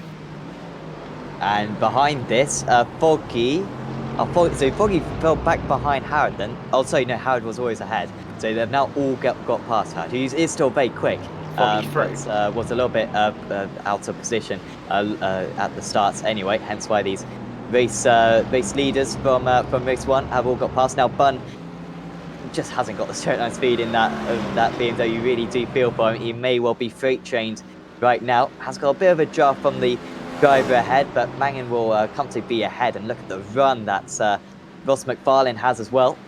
He will put his car down the inside. Kind of hopes that Bunn will be quite courteous to him, but that's not the case for Matt, who does try to go around the outside a bit. Farlane with the inside once again. And Foggy wants to get down the inside as well, and he does do. And there's nothing that Bunn can do in this situation. You feel really bad for him because he's done absolutely nothing wrong in these last couple of corners. And yet, there's just no way of stopping these fast guys from getting through. Now Foggy's a bit boxed in, and McFarlane maybe wants Foggy to get boxed in so he can finally pull away. But here comes Bunn though, back down the inside of McFarlane. A big surprise right there for the Pitstop Motorsport driver. And maybe he was way too early on the brakes, maybe trying to scheme a bit too much. And Bunn does get past, and now Foggy is going to get past McFarlane as well. McFarlane's still there, and in fact he's still trying to get past Bunn. And now Bunn is going from attack to defence to attack to defence, and he's back on the attack again. McFarlane just about gets his whole car ahead. His spotter would have been letting him know about that. And Foggy gets past, well, McFarlane though with an off, and he lets it all go again. All of that hard work. And he ends up behind Matt Bunn again. He's got to do it all over. Oh, now that's the BMW at its best. For years on iRacing, it's been the slowest GT3 car in a straight line, and it just gets absolutely monstered by all the other GT3 cars. I've been in that situation that Matt Bunn's been in so many times before, but it is fantastic on the brakes, and he just sent it up the inside of Ross McFarlane, who clearly wasn't expecting that.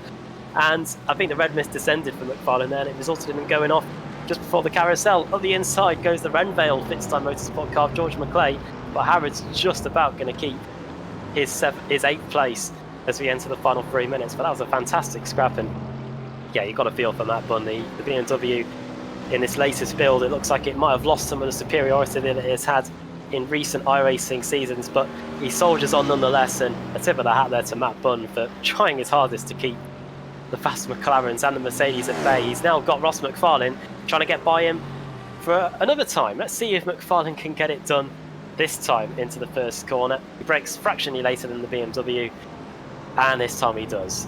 And I don't think he does go off again though. Oh no! Oh! Martin Bell stuff for Sam Fitzpatrick, who nearly sees one of his cars go off into the concrete wall. Yeah, and again he can't get by. Yeah, I mean, will this be attempt on Bunn? I mean, McFarlane is flashing his lights. I mean, I don't think there's too much to complain about Bunn.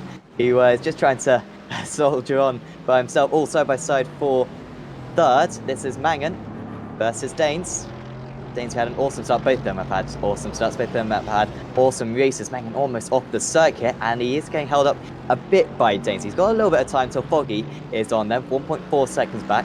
So as long as he gets done by the end of this lap, we should be alright. We have got one more to go after this. McFarlane has got back past Bunn.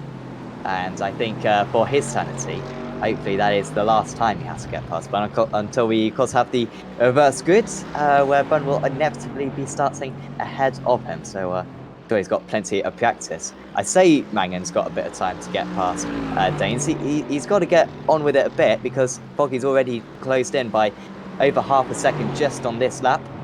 That's where the McLaren, like I said, isn't too strong. We've seen plenty of mistakes for the McLaren so far through there. Danes, does he have to go defensive into Canada? No. And it's 0.6 of a second now to Foggy, and Foggy might well be in the best place going on to the pit straight. Yeah, I feel for Danes. I bet you wish that said 19 minutes and 55, not 18, because he's going to have to do another lap with probably the quickest car in the field right behind him. I bet he's quite happy that Nicole Foggy has arrived on the scene just to try and distract Oscar Mangan a little bit. He does run, I'm not sure what that was on the exit of the final corner. I think he's just trying to disturb the slipstream here, Chris Danes. I don't think now he's going to have to start trying to get the blockers out, because here comes Oscar Mangan. He's going to have to go the hard way round, which is as much as Chris Danes can do in this situation. But has the McLaren already got it done? Oh no, they've touched! And off goes Mangan, off into the gravel. Has he hit anything though? We'll see in a moment when he rejoins the circuit. He's going to be way down the order. He's down to 10th place, which is probably not too bad for him.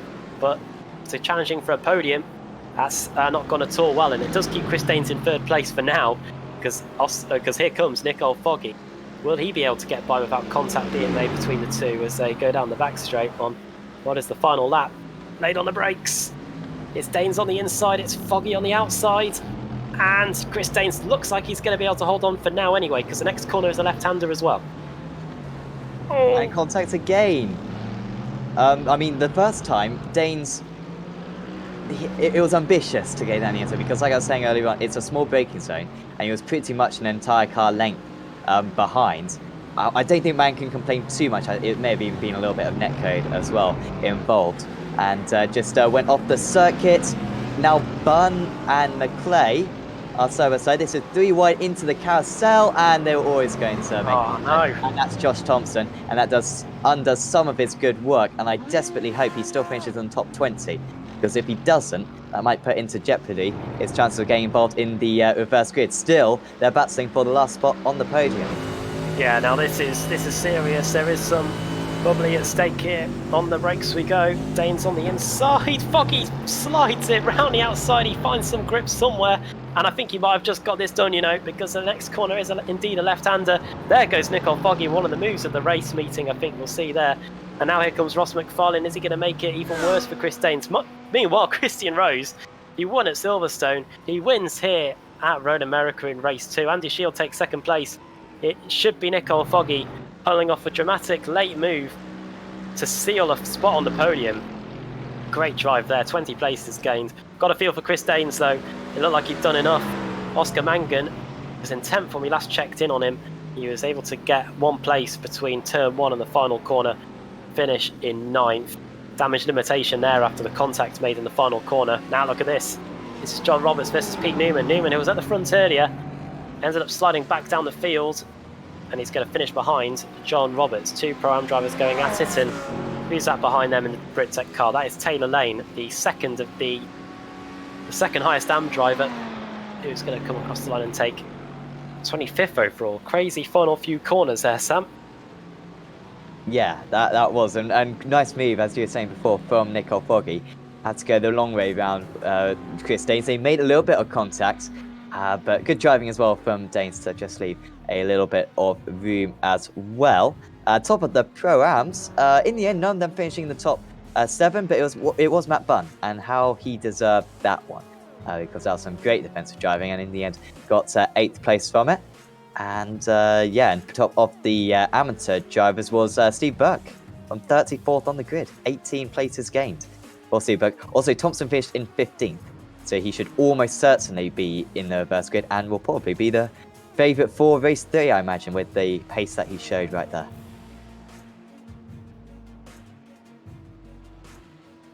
Great job by Christian Rose. I think after the first 2 races, then Foggy must be highest scorer, 2 third places. I think Mangan would have been, saying that he won race 1, but Foggy just taking that away from him. And McFarlane finished second, didn't he, in race 1 and got 5th right there. So some good points being scored by these guys compared to, well, of course, Mark Fletcher, who's had a 10th and a DNF. Indeed, so as Christian Rose heads back to the pits, we can bring you the finishing order. In race 1, it was a top 10 completely dominated by pro drivers, but Matt Bunn was able to get in there to stop that here in race 2. It is Christian Rose that wins, second for Andy Shield, and 10 seconds behind Nicole Foggy in that epic duel for the final spot on the podium with Dainter McFarlane. Pete Harridge in 6th, then George McClay 7th, Matt Bunn finishing in 8th, top Pro-Am driver, Oscar Mangan, the race 1 winner, finishing in 9th, Michael Avdoka in 10th, 11th for Simon Underhill, 12th for Fraser Smith, and Dennis Melcher in 13th place, for doing well there. Then Dan McCauley, Josh Thompson in 5th, Steve Burke, the top Am, in 16th, then Lewis Bibby, Ash Beard in 18th, 19th for Simon Field, and 20th Mark Woodhouse, 11th for Miguel Freitas, 21st for Miguel Freitas, 22nd for Rich Warmingham, then 23rd for John Roberts, then Pete Newman, Taylor Lane, Billy Fletcher there, 26th, Michael Avdoka follows him up, Mike Blake. Why am I seeing? I don't know why I'm seeing Avdoka on I was envisaging that. Apologies to Michael Blake, who finishes in 27th. Then Carl Hardy 28th, Lars van Rijn 29th, and 30th Dean Timms. Then Chaz Draycott, Mike Horder, Adam Hedgecock 1 lap down.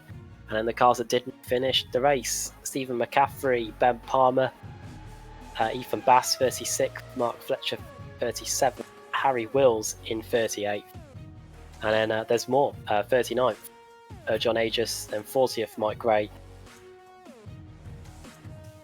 39th, Mike Gray, I should say. 40th, Ben Gregory, then Jorge Ordonez and his teammate Jose Malbran. John Aegis, the Maltese driver, 10 laps down in the end in 43rd. Kevin Bowden 44th.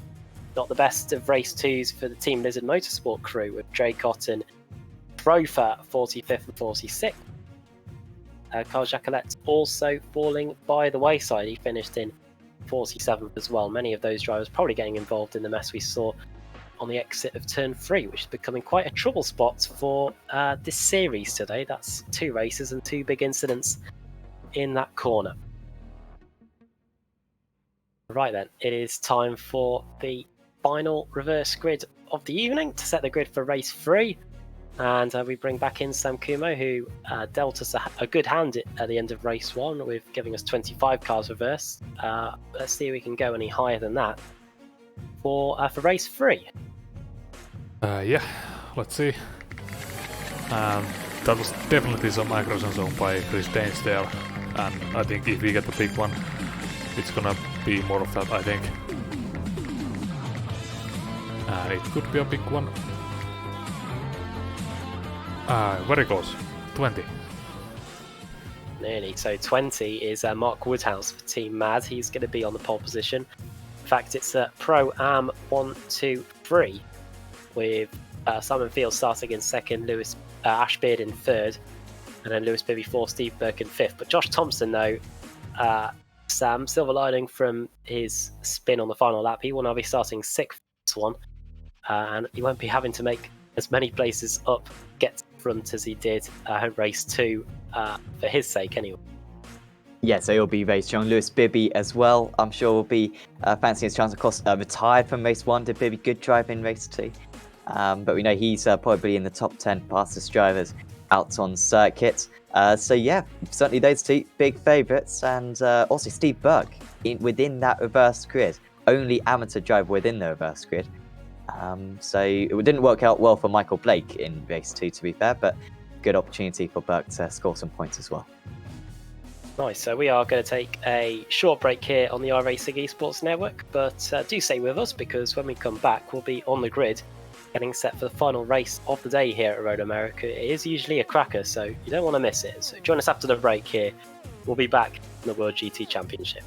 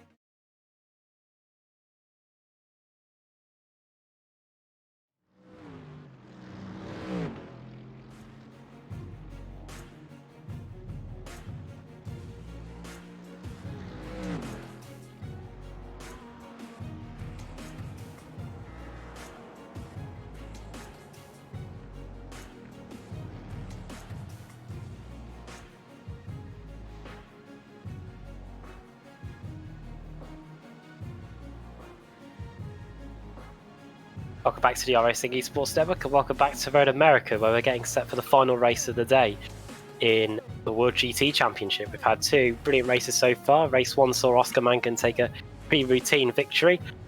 Race 2 saw something similar for Christian Rose. It wasn't by that much, but behind him it was a fierce scrap for every other position, including a fantastic last lap scrap for the third place, the final spot on the podium, which was ultimately won by Nicole Foggy after a pretty decent move around the outside of Canada corner and then up the inside into the penultimate turn to break Chris Danesheart, who was on course for that final spot in third, but he was overtaken there and finished in fourth place in the end. But this time we've got 20 cars reversed for the final race, and Sam Fitzpatrick, that provides opportunity for a few more drivers to get on the podium or get a much needed win, like Josh Thompson, for example, who failed to finish in race 1, had a late race spin in race 2, and is now towards the front for race 3. Yeah, I think it was Lewis Bibby as well, wasn't it? Another one of the front runners who had a good chance. And we did see the front runners from race 2 as well. They kind of were able to hold on to that lead when they were out of position. So they're certainly going to be the favourites, Bibby and Thompson. We'll go through the grid in a little bit, but of course also who's going to score the most points today? It's safe to say it's not going to be Bibby or Thompson. It would take something exceptional for that to be the case, but so far Foggy with 2 podium places, 2 third places. That's mega impressive, especially seeing that he's arguably been outpaced by the McLaren so far. McFarlane with a good day, still could get some good points, could Mangan after a race win, of course, in race 1, so plenty at stake for race 3 of the evening. Indeed, it is going to be probably one of the most interesting races of the evening so far. Just take a look at that top 12. We've got all 3 classes mixed into one there, with Pro-Ams, AMs and Pros all in amongst it. As always, we've got a full pace lap, so let's run you through the grid. It's Mark Whithouse on the pole with Simon Field in second, Ash Beard and Lewis Bibby on row 2, and then it's Steve Burke, the highest AM driver in the field, with Josh Thompson in 6th. Keep an eye on him at the start. Dan McCauley in 7th, Car 888, Dennis Melcher in his Ford in 8th, Fraser Smith 9th, Simon Underhill starts in 10th. 11th for Michael Evdoka, Oscar Mangan, who could have been on the podium himself if it wasn't for some late race contacts, starting in 12th. Matt Blunt in 13th, and George McClay, Pete Harrod, Ross McFarlane completing row 8. Then Chris Danes, Nicole Foggy, Andy Shield and Christian Rose completing the top 20. Then it's Miguel Freitas, Rich Warmingham. 2 Pro-Ams there with John Roberts and Pete Newman, 23rd and 24th respectively. 25th on the grid, Taylor Lane. Then Billy Fletcher, Michael Blake, Carl Hardy, Lars Van Rijn in 29th and Dean Timms in 30th. 31st, Chaz Draycott, we saw him off and hitting the wall early on in race 2. Then it's Adam Hedgecott behind Mike Horder, and then Stephen McCaffrey, Ben Palmer, Ethan Bass in 36th. Then 37th, Mark Fletcher, Harry Wills, Mike Gray, Ben Gregory, the 2 fiercely forward teammates, Ordonez and Malbran, and then Boland, Matt Draycott and Niall Crofer, completing the now 45 field. Lost another one for race 3. It's quite remarkable, really, after it's my 7th year on the iRacing service. Before the new time model coming out, it was almost imperative that you didn't warm up the tyres on the warm-up lap, and they really discouraged any weaving about. But now you've got to. And at a track like Road America, where on most of the calendar it is a pretty short pace lap, here you've got a full pace lap to warm up the tyres, Sam. So I think everybody is making the most of that opportunity to get some temperatures built in on this warm-up lap that we've got coming up now. Yeah, they are, and it's a different kind of policy being taken by some of the drivers, though. Some are really weaving a whole lot. You can see Lewis Bibby, though, not quite so much. So, yeah, drivers finding it different levels of importance. Like I said earlier on, it's not the worst track for the lack of warming up tyres. Watkins Glen is absolutely awful. Also had a race at Kota yesterday in the in the Apex Racing League GT Championship. That was in the GTE cars. And just through turn 2 at Circuit of the Americas, drivers just spun round, and that's an easy flat corner, usually middle of the circuit, and they just dropped it straight away on the start, and it caused absolute chaos. So, fortunately, around here, we haven't seen any spins by the drivers through turns 1 and turns 2. But still very helpful if you can get grip straight away at the start of the race. Of course, Woodhouse starting from the front. We've seen pole position really useful so far today. Of course, you're going to be susceptible to the overtake into 3, but into 1, usually your jump is good enough to make you clear. But the BMW is so slow down the straights. I wonder if that's going to be put into question. If Woodhouse isn't careful, he could be down to 4th or 5th place by the time they do reach the middle part of the circuit. I think the saving grace of Woodhouse as opposed to Matt Bunn in race 2 is that the furthest away the highest McLaren is Oscar Mangan in 12th. So I don't think he's going to be making any moves for the lead into the first corner. I don't know, stranger things have happened, but Mark Woodhouse coming into Canada corner now. We've seen in race 1 and race 2 the pole sitter pretty much put the foot down on the ascent up the hill, which probably makes sense, but I wonder if we might see something different this time. I guess it's not really advisable to wait to put your foot down until after you go up the hill, because people going up it behind you will have no idea that you still haven't accelerated away and could lead to a pretty interesting start. But let's find out. Here we go. Cars coming through the final corner, getting set for the third and final race of the day in the World GT Championship. Mark Woodhouse and Simon Field. That is your front row. It is BMW and Mercedes, and away goes Mark Woodhouse now. He tries to catch Simon Field napping with a bit of a late weave, and then going now. Green lights are on, and the third and final race of the day in the World GT Championship is underway here at Road America. It's, as you were, Woodhouse and Field, but as anybody's guess after that, it's nearly 3 wide as Bibby, Beard and Burke go at it for P2. Watch out for Dennis Melcher in his white Ford as well, and the fast starting McLarens too. And a great opportunity for Team Lizard Motorsport to get some points on the board. Steve Burke looking up the inside, but that now leaves him open to attack from Josh Thompson, who is now going to start moving up the order. Problem for McCaffrey, he's already returned back to the pits. That's a shame for the BMW, but here they all come down the front straight, down the back straight, Sam. Yeah, there was a couple of problems there. John Roberts as well, I think, was the first driver to get involved. Bibby down the inside. Oh, it's very chaotic into 3. Thompson gets through. Who was that just fine? That was Macaulay. He was going in really deep and just got the car stopped. As Macaulay pretty much where he started at the moment. He's going side by side with Steve Burke, and Burke does win out on that one. Mangan, great start for Oscar Mangan. I think up 4 places. Matt Bunn off the circuit after his heroics in race 1, started in a decent place as well. I think he was about 12th place on the grid, but he's starting. He's straight away further down the order. Already 4 cars back to the pits, and Mark Fletcher was involved in that crash as well. So Fletcher having a miserable round, 10th and 2, retiring twice in 2 and 3. And so that's going to be barely any points. He'll be hoping that will just be a drop round for him. But Lewis Bibby has made the progress that he needed to, and he's only got 1 more car to pass in order to take the lead. You can just see Thompson a little bit further back, trying to get past the year 1 car of Ashley Beard, and he is past. He knows he's got to stay in touch with Bibby in these opening stages.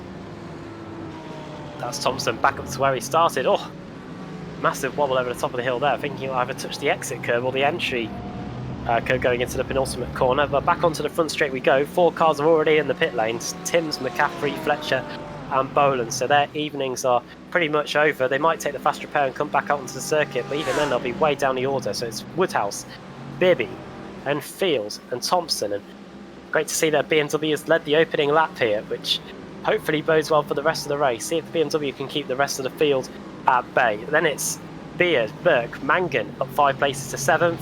Underhill in 8th, 9th Macaulay, 10th Melcher. I think Oscar Mangan is trying to get another place. Dennis Melcher tries to get past Dan Macaulay, who puts some resolute defence here on the second lap.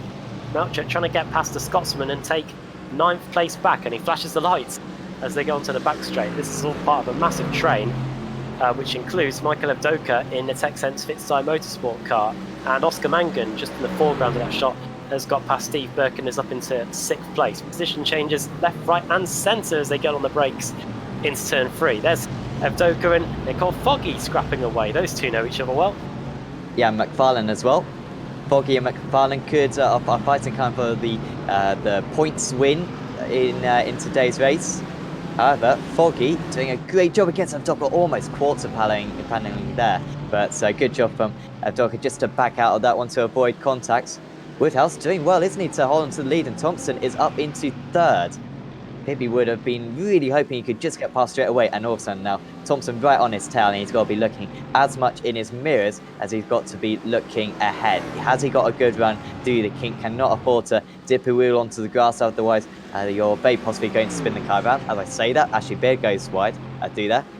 Biddy Fletcher and Pete Newman are dropping down the aisle. I think they've binned it at the kink. There they are. And going back to the pits, in fact, was one of them. Oh no, this is before the... Oh, that's a weird place, isn't it? That's the alternate layout, isn't it? Yeah. That's the chicane that they're off at.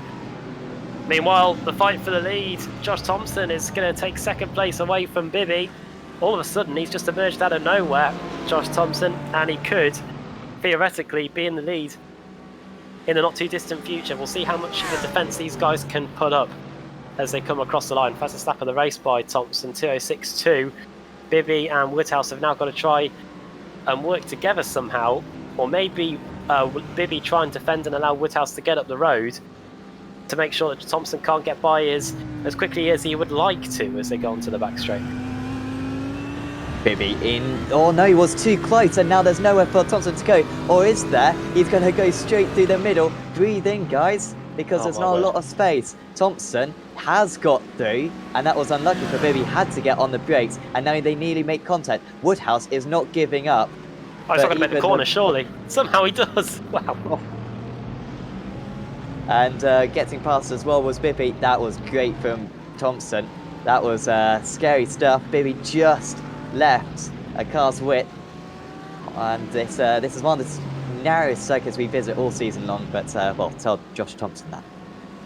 The way he went to the inside there, I thought he was bailing out, and he was like, oh no, I'm not going to make it, but he was able to get to the apex, and credit to him.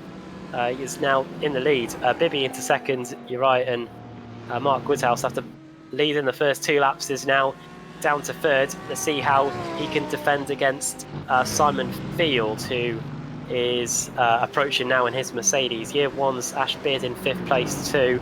Has got Oscar Mangan for company, so 2 battles to watch out for that will unfold over the next few laps. And I wonder how quickly Josh Thompson will pull away. Here's an early indication for you. He's already got a 1.6 second lead. Thompson checking out here on the 3rd lap of the race. Yeah, absolute domination. Nothing that Bibby can do about that. And Thompson, I think, is well on course for a race win, which he thoroughly deserves. And it's been a tricky season for him. Still rounds in the championship though to make up those points. Here comes Oscar Mangan, and he is going to be stripped past Ashley Beard. Next up for him will be Simon Field. Credit to Simon Field, he's doing an awesome job in 4th place, keeping up as well with the couple of drivers ahead of him. Top of the Pro-Ams. So apologies, Woodhouse is still at the top of the Pro-Ams.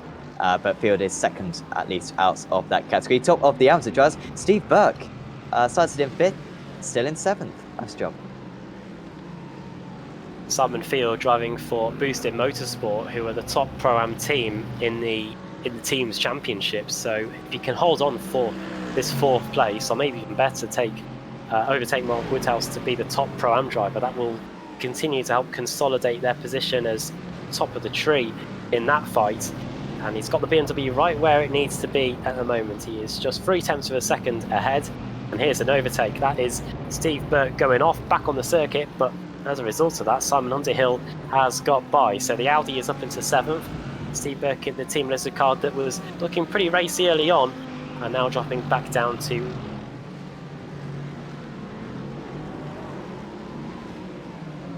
And Underhill just making a gap then straight away from the Team Lizard car.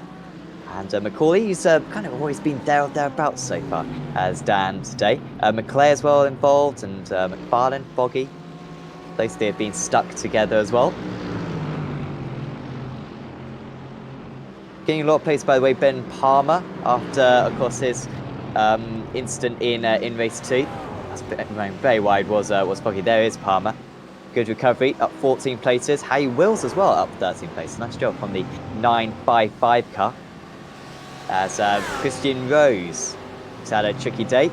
He's going to try to get past Dennis Melcher. I think he dropped it at the kink actually in race 1. And since then, it's just trying to come back to a position where he really should be. Melcher's had an awesome day in his Ford, really driving the wheels off that thing. Just behind them though, they got to be careful from Palmer. And it might be the McLaren who's got the best opportunity. He's got a slipstream on the pair of them now. Problem is there any gap past them?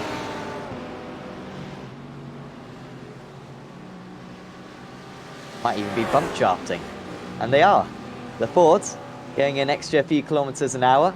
I still think he's going to be boxed in though, is Palmer, so it's not going to work brilliantly for him, but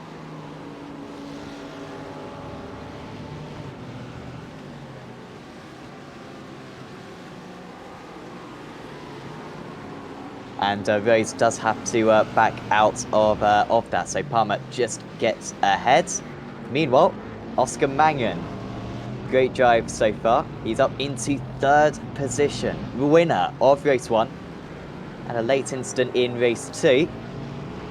As also Mike Horder has had an issue, and Michael Blake as well. Blake, one of the highest scoring amateur drivers so far today, and there he is. And they've had a high speed incident. Blake needs to hold the brakes. I don't really think there's any point in continuing on in the race, to be honest, because that BMW looks heavily damaged, and there he goes. And now you'll see a replay on your screens of how this happened to Horder.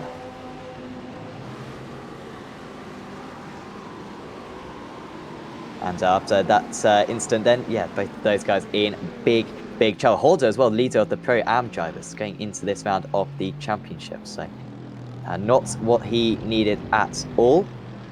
Meanwhile, Mangan's coming under a little bit more pressure from Mark Woodhouse. Maybe he's all right, actually, to be fair. He has pulled a bit of a gap. Got 1.6 seconds to catch up to Bibby. Could be possible for Mangan. Still the highest point scorer at stake.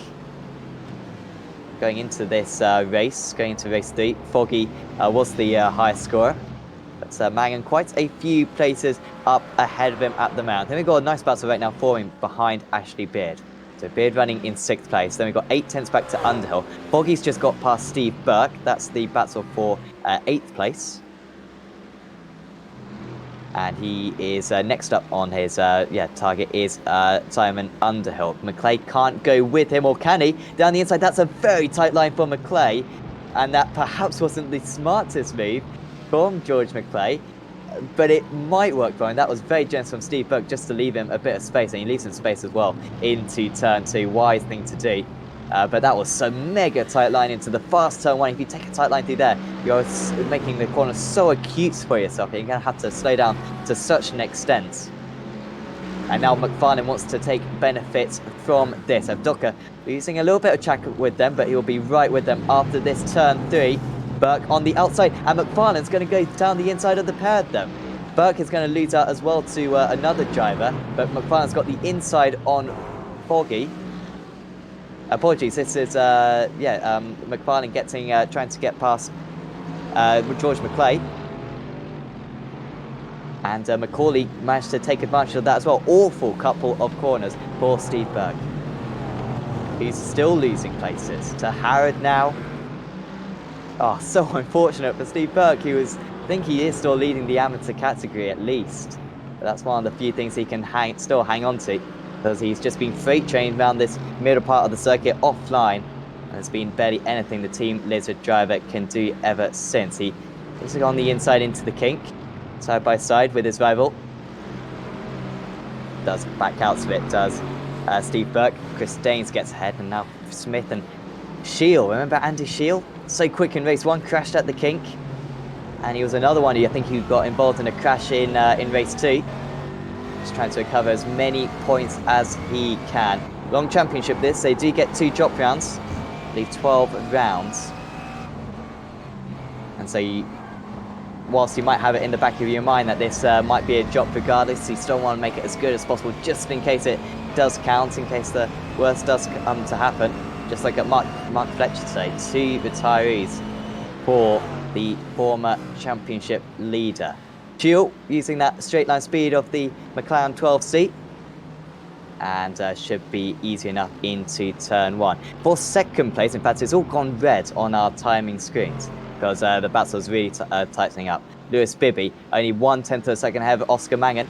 They can afford to fight a bit, and they should stay in second and third to the end of the race. However, Bibby, probably thinking wise, Mangan up into second place. And trying to repeat that first place from earlier on. He's got 6 seconds to catch up to Thompson. That's not going to happen. But nice job from Oscar Mangan in this race. Nicole Foggy's got past Ashley Beard now. As Dan McCauley's had an off. There he is, spinning off at turn 3 from 11th place, and he was about 5th place out of the Pro-Ams as well. He's dropped outside the top 20 because of this. And there it was a shove from, is it a dog curb perhaps? I can only imagine it was. Yeah, it was.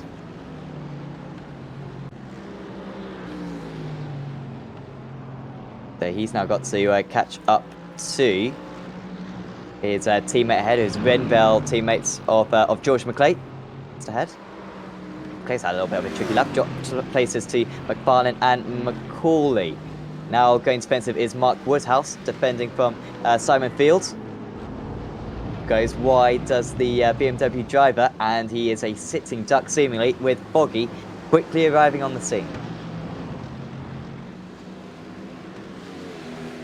Chaz Jaycott having an issue, and he's another casualty at the kink. Hard into the wall as well. He might be able to just coast that car around to the finish. Like I said earlier on, you don't have to serve the meatballs, really, because there's very few laps in these very quick races. Even if you have got downs, you can still finish the race on the lead lap. But of course, it can be tricky just to manhandle that car around the circuit. Woodhouse is still in 4th, however, Foggy has got past Field now. So one more car to get past, then he'll be into 4th, which I think would be the points he needs to finish the points highest scorer today. After 2 third places, I'd love for him to get a third place. That'd be incredible, wouldn't it? If he could do that. I don't think anyone has probably ever finished in the same place 3 times in this series. Even first place, probably never been done. And there he goes, he's up into 4th. So the OCD mission is on course. He's got 5 seconds to catch up to Bibby. I think he's going to need to rely on a mistake from Lewis Bibby to have any chance. And off the circuit is Ashley Beard, one of the top Pro-Am drivers. And Ross McFarlane as well, I'm seeing, is off the circuit. McFarlane, second highest score going into this round, and there he is, off the circuit, throwing up some gravel. And he's dropped to 11th because of that. Just set his personal best lap time of the race. Was making good progress as far as McFarlane, up into 9th, and the top at least 7 was on the cards. And because of that, he is dropped a bit further down. Here's Ashley Beard after that incident he's just had. And 11 places from his start. Steve Burke, how these two have had troublesome races. To be fair to Burke, though, ever since he got overtaken by about 8 cars in 5 corners, he's been a bit more consistent. And now he wants to get past Ashley Beard. Here he goes. On the inside, Pro-Am versus Amateur. It's also side-by-side behind them. And the Team Lizard car does get past. Behind them, like I was saying, Fraser Smith gets him past Richard Warmingham. Haven't seen too much of Warmingham after, I believe, a 7th place finish in race 1. And also Ben Palmer. He's been rapidly gaining some places. 17 places gained now for Palmer. And we know that McLaren is quick down the straights. It's a passing machine. And Ben Palmer is a passing machine in this race as well. Simple into turn 1. And just ahead, year 1, trying to get back past Team Lizard. Half a chance for Ashley Beard, who I believe won on Wednesday in the Sim Racers World GT Championship. You can check that one out on Wednesday again this week at the Zolder, one of the staples of the circuit of the series. And we'll be back on there. That'll be on the iRacing eSports Network and on Apex Racing TV, of course. Steve Burke, once again having to defend, and we see the same issue. Unless it's Josh Thompson, it doesn't seem like he can go 3 wide down this area. And look at how slow they were on the corner, and from absolutely nowhere, Ben Palmer saying thank you very much, I'll take a bit of that. And he gained a place. I think it was Fraser Smith who got horribly slowed down on the apex, and Palmer gets one. Now he's got his sights set on the next one. Tries to go for the dummy. Too wise for that one. Was his opponent. And there's now side by side. There's not really a whole lot you can do here. Palmer, although he does wedge his car down the inside, and well, now the tides have turned. Not much for the 23 car of Steve Burke to do in retaliation. Side by side into the kink. We have to kind of look away in this situation. Palmer does the wise thing, backs out of it. And if you're not attacked, well, these guys are fighting so much that whoever's kind of fourth in line is just catching up, and Richard Warming's now catching up. Brilliant battle. This is the closest battle out on circuit, by the way, hence why we're not looking at anything further up the order. And Steve Burke has come back once again, and Palmer, again, another place. He's just picking them off one by one. Really tight for 5th place, by the way, between Woodhouse and Field. Might have to just draw ourselves away from this as we move on to what I believe will be the last lap of the race. It is the last lap of the race. And Woodhouse has been defending for a while against Field, and he's done the same there. However, the Mercedes might have one last attempt in a moment. They've got Underhill, McClay, Evdotka and Howard all catching up. Dare I say even McFarlane will be on the back of these guys by the end of the lap.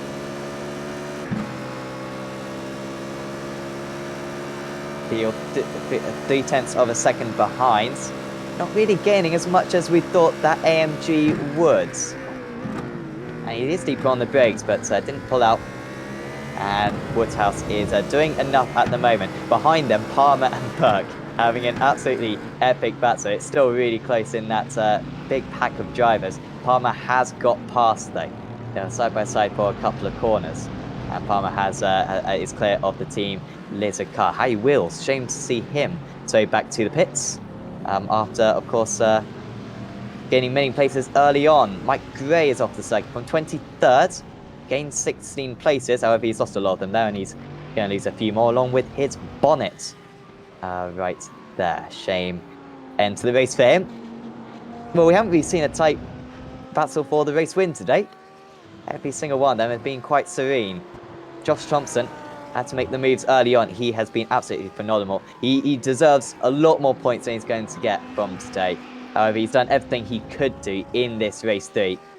Josh Thompson at Road America is going to take the race victory. Race 3 is all his. Oscar Mangan is going to finish in 2nd place. And dare I say, might be the points highest scorer today. That is not confirmed, but still, great day for Oscar Mangan. Pole position in race 1, and it's say pretty good apart from that late mistake in race 2, or late incident in race 2. Foggy finishes in 4th, 3rd and 4th for him. Woodhouse holds off Field. Finished top of the Pro-Am Judge. Great performance from Woodhouse, great performance from Field as well. Also, Nomad, sorry, that's not Nomad, that's CQR closing in. Dan McCauley trying to, or Christian Rose, apologies, trying to get past Richard Warman on the run to the line. Did not happen. Palmer did finish top of that little battle, and Burke beat Beard as well.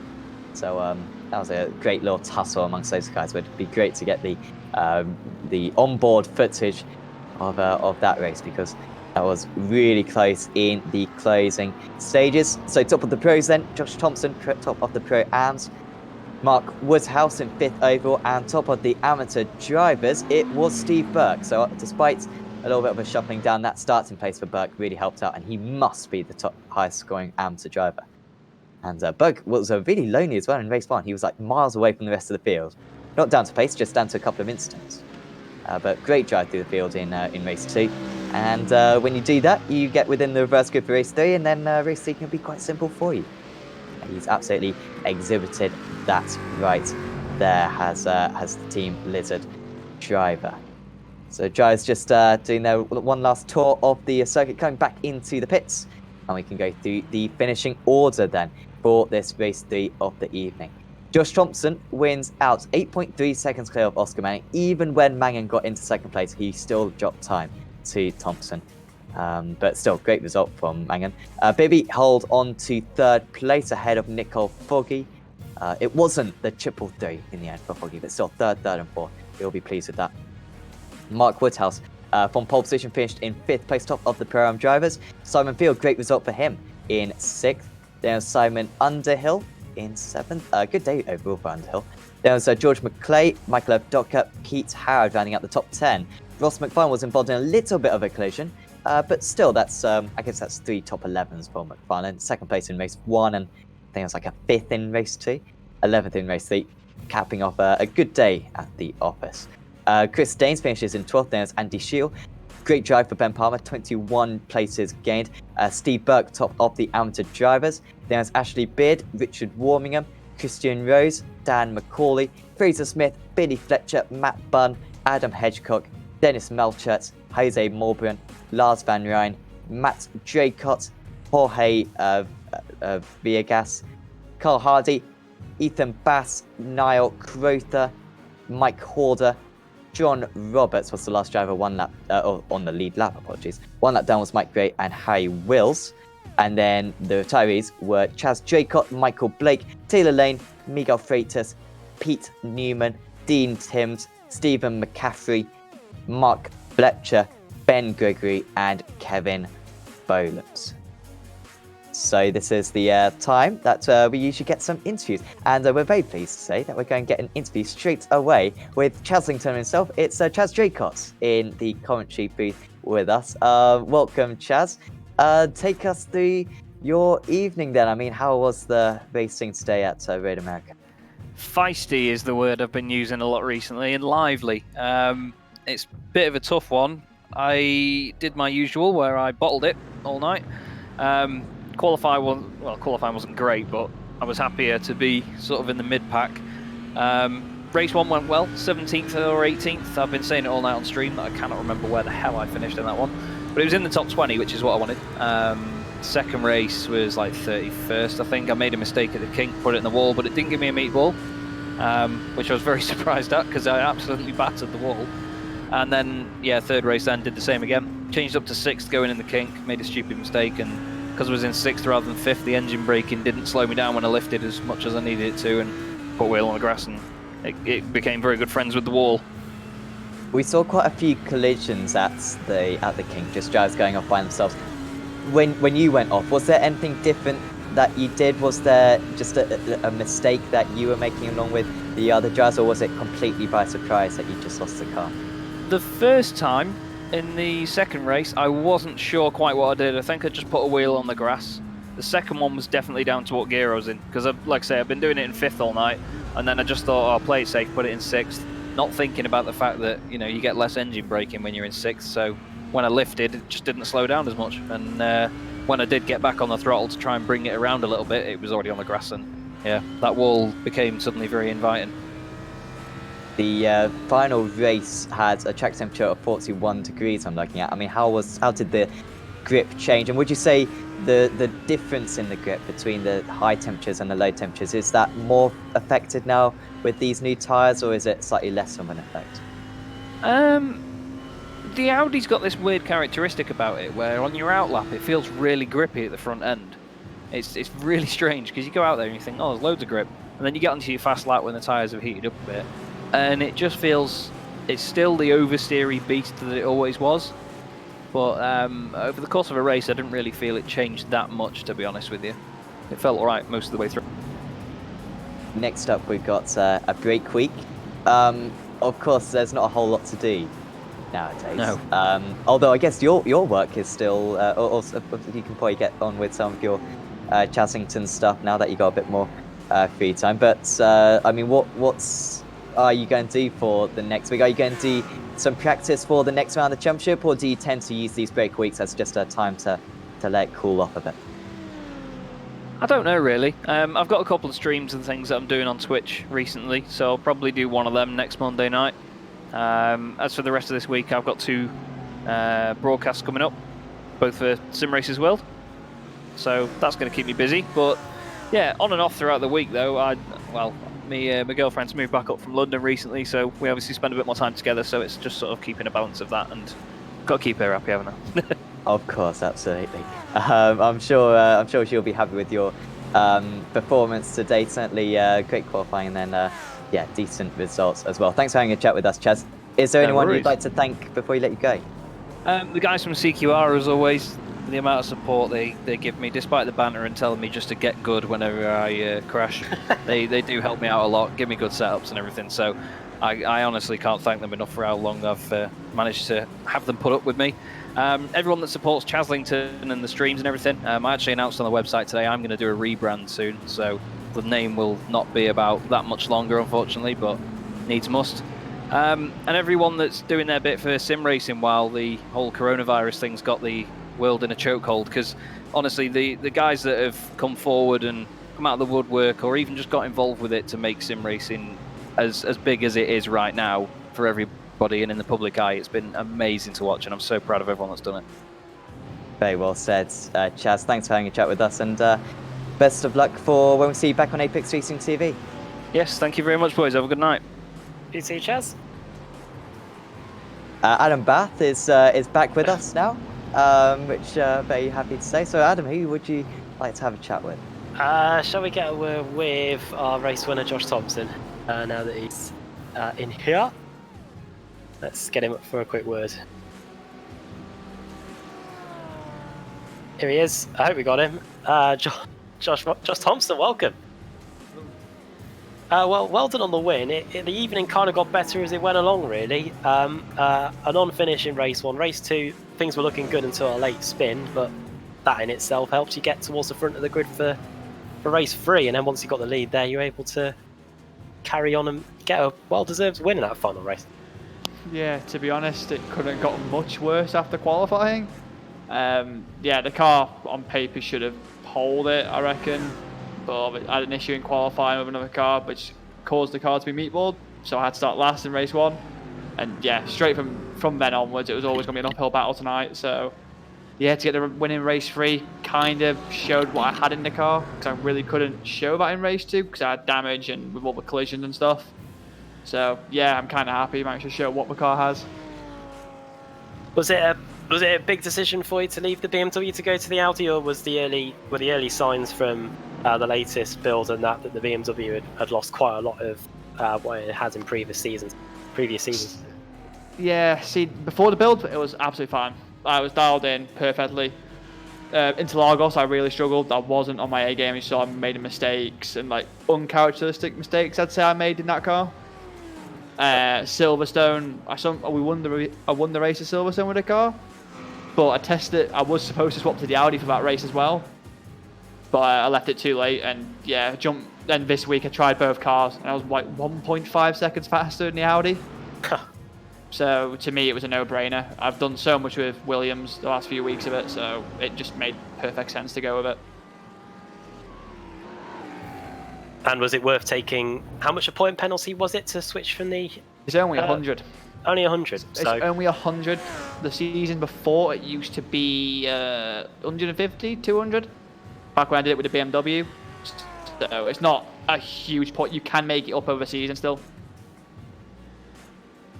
Yeah, in fact, I was just taking a look at the points to see. I was just taking a look at the points to see whereabouts you are now as a result of it. Hello. Well, you're 19th. You've gained 2 places. You're only 378 points off the top. But we do have a week off next week. But after that, we're at Monza, and that should be a track that will suit the Audi quite well. But then you've got the McLarens and the Mercedes also going at it. Yeah, it's going to be an uphill battle, I think, there. We struggled there in Neo a few months back. Obviously, the time model and the car, I think we found something in the car, which is quite handy. But today, the Maccas and the Mercs were 4-5 Ks fast at the end of a straight. So I've got to deal with that again at a track what's all straight line. So hopefully we can do what I did with the BMW and just have as much downforce on it as possible and try and make up in the corners. Would you, even with the opportunity to switch to the McLaren, would you still prefer to race in the Audi than that? Yeah, I think the Macca's a horrible car. End of story. There we go. Oh, there you go. Monza is a track. Yeah, Monza is a track though. Is that one that you'll enjoy racing around it? We had a lot of slipstreaming here today. We'll probably have more of that in 2 weeks' time. Yeah, definitely. Season 5, I probably had one of the best races in my entire iRacing life and career with Janssen and Setsas there. So yeah, but hopefully can have that again. I'll really enjoy the meeting. Cool. Well, I'll give you one good stat before you go. You are top of the laps led pile for this season. Somehow. 96. You just got to. I think you've just got to leave 4 more, and I think you've clicked over the century. But before we let you go, Josh, do you want to send a quick shout out to anyone? Yeah, so you guys are doing the broadcast as always. Great to see it's not having any issues now with all the iRacing issues that's happening at the moment with the C-Bar, which is good. All the admins at World GT, Craig's Out Shop, Williams eSports, and all sponsors, so Razor, Chill Blast, BenQ, Playseat, Fanatec, HE, One All Sports. There you go, well done for ticking them off, and well done on the win today. It was good to see you progress through the field. I think until that incident in race 2, I think you'd gained 30 plus places. But yeah, well done on the win in race 3, and all the best, and we'll hopefully speak to you again in 2 weeks' time at Monza. Yeah, thank you guys. Josh Thompson there. Right, we've got time for one more interview, Sam, so take your pick of Adam Hedgecock or your colleague. I mean, Ross McFarlane. I might actually have to go for Adam, to be fair, because he's been waiting for a while. And I also want to say, Adam, toaster. You know what it means now? I don't know what it means, but I just know that it's a thing. So there's a chasm in your knowledge of it. There is a chasm in my knowledge. There you go. How's today? It was rough. It was really, really rough. The Audi round here isn't easy at the best of times, and we tried different setups and we just couldn't get one locked down as best we could, and it was really hard. Just the car wanted to spin the whole time, and it was it wasn't fun. Was that just the fact that maybe it was low downforce because you got to be quick down the straights around here? Was that making it extra tricky through the corners, you think? Well, the funny thing, some of these GT3 cars, you don't ever run anything other than the most wing. Even on low downforce tracks like this, you still run it on full wing because it doesn't make that much difference. If anything, you lose more in the corners by stripping it off. So, I think it's just a tricky combination. We came here, I don't know, maybe 4 or 5 weeks ago, something like that, for a VRS endurance race here. And we tried it with the Audi then, and it still didn't work even before the updates. So yeah, it's just a really tricky combination. We saw on the formation lap some drivers. I think Oscar Mangan was the guy who was doing it most, particularly in race 1, weaving from side to side. I think even doing a burnout at one point. What's your strategy at the moment with the tyre warm up? What do you think is the best way to go about it? Well, it's really tough to actually start weaving around and whatnot because there's so many cars on the grid. You kind of like locked down into that one position and you can't get out of it. You just have to do these piddly little weaving burnout-y brake things, and if anything, you end up scrubbing the tyres more. I think the limited amount of turning you can put in during that pace lap is you're not going to get any heat in them anyway, so you might as well just save the tyres that you got. And next up we head to Monza. How do you feel about that circuit? Do you kind of revel the slipstream circuits, or would you quite like to go back to some of the more tight, twisty places? I do prefer the drafty tracks. I'm not in a GT3. I'm not great under braking. To be fair, that's the same in a lot of rear-wheel drive cars. I can't. I'm too timid to push it to be a late braker, which you really need to be doing in these type of cars, like to make the time up. So the draft tracks, I love that because it means that I can be a little bit slower in the corners and I can still be in contention with the car in front, whoever it might be. So I enjoy Monza. It's a lot of fun. It's trickier than what it seems. Though the first chicane and then the one after that, they're really tough to get right, and you can lose out massively if you're not committed to them. So I'm looking forward to it. I'm saying it with a big smile on my face. After tonight, I just can't wait to get to Monza, to be honest. Absolutely. Well done out there today, Adam. Before we let you go, is there anyone you'd like to thank? You guys for doing the broadcast. Sam, obviously, to you for stepping in at late notice. Poor old Woody couldn't be here. to the boosted guys. We've had an interesting night between us, but we've kept our chins up and we've had a laugh anyway. To the league admins, they got a tough week ahead of them with a lot of the biggies this week. And then to anyone that's watching, just stay safe, take the advice that's been given out to us all, and stay home and enjoy some sim racing. Absolutely. Well, thanks for having a chat with us, Adam, and well, best of luck on Thursday. Yeah, thank you, dude. Yeah. Best of luck for that. Cheers, Adam. Yes, Adam Hedgecock, who I think got a DNF in race 1 and then 33rd in race 2 and 23rd in race 3. I think that pretty much rounds off the racing today, Adam, and as predicted with Road America, it was some pretty intense action today. Yeah, it didn't disappoint in all 3 races, did it? Really, we had the quickest guys at the front. Battling it out in race 1, McLaren really showing their pace, the pace in their cars anyway, with all the different teams that representing them. Race 2 was another brilliant one, and we had more of the same in race 3. One trend in particular was though that the lead was never in question after a couple of laps, was it? Oscar Mangan likes to flag race 1. Christian Rose, once he took the lead early on, he led a total of 10 laps. He led every single lap, in fact, to win that one. And then once Josh Thompson took the lead on lap 2, he was able to go all the way forward from there to take the victory. So we are now going to take a week's break on the World GT Championship, but join us in 2 weeks' time, 2 weeks today, when the series heads to Italy, to the Autodromo Nazionale di Monza for another 3 20-minute sprint races. A reminder for viewers outside the UK, it is going to be 8 o'clock British summer time by the time we're back on the air. But by the time that's happened, it'll probably be 9 Central European time and whatnot. But British summer time is an hour ahead of GMT, so do bear that in mind. But thanks to all of you that have joined us on the iRacing eSports Network today. My thanks to Sam Kumo for doing the cameras and the reverse grid wheel. My thanks to Sam Fitzpatrick as well for joining me in the commentary box, helping to stand in for Andrew Woodhouse, who has got internet issues, I believe. Hopefully that will be sorted for when me and him reconvene for the ARLTC on Thursday. Now that's something to watch out for, and that's on Thursday at 8 o'clock GMT. So a bit of a truncated outro here, but we are out of time. Thanks for joining us here in the World GT Championship over at America. We'll see you in 2 weeks at Monza. Bye for now.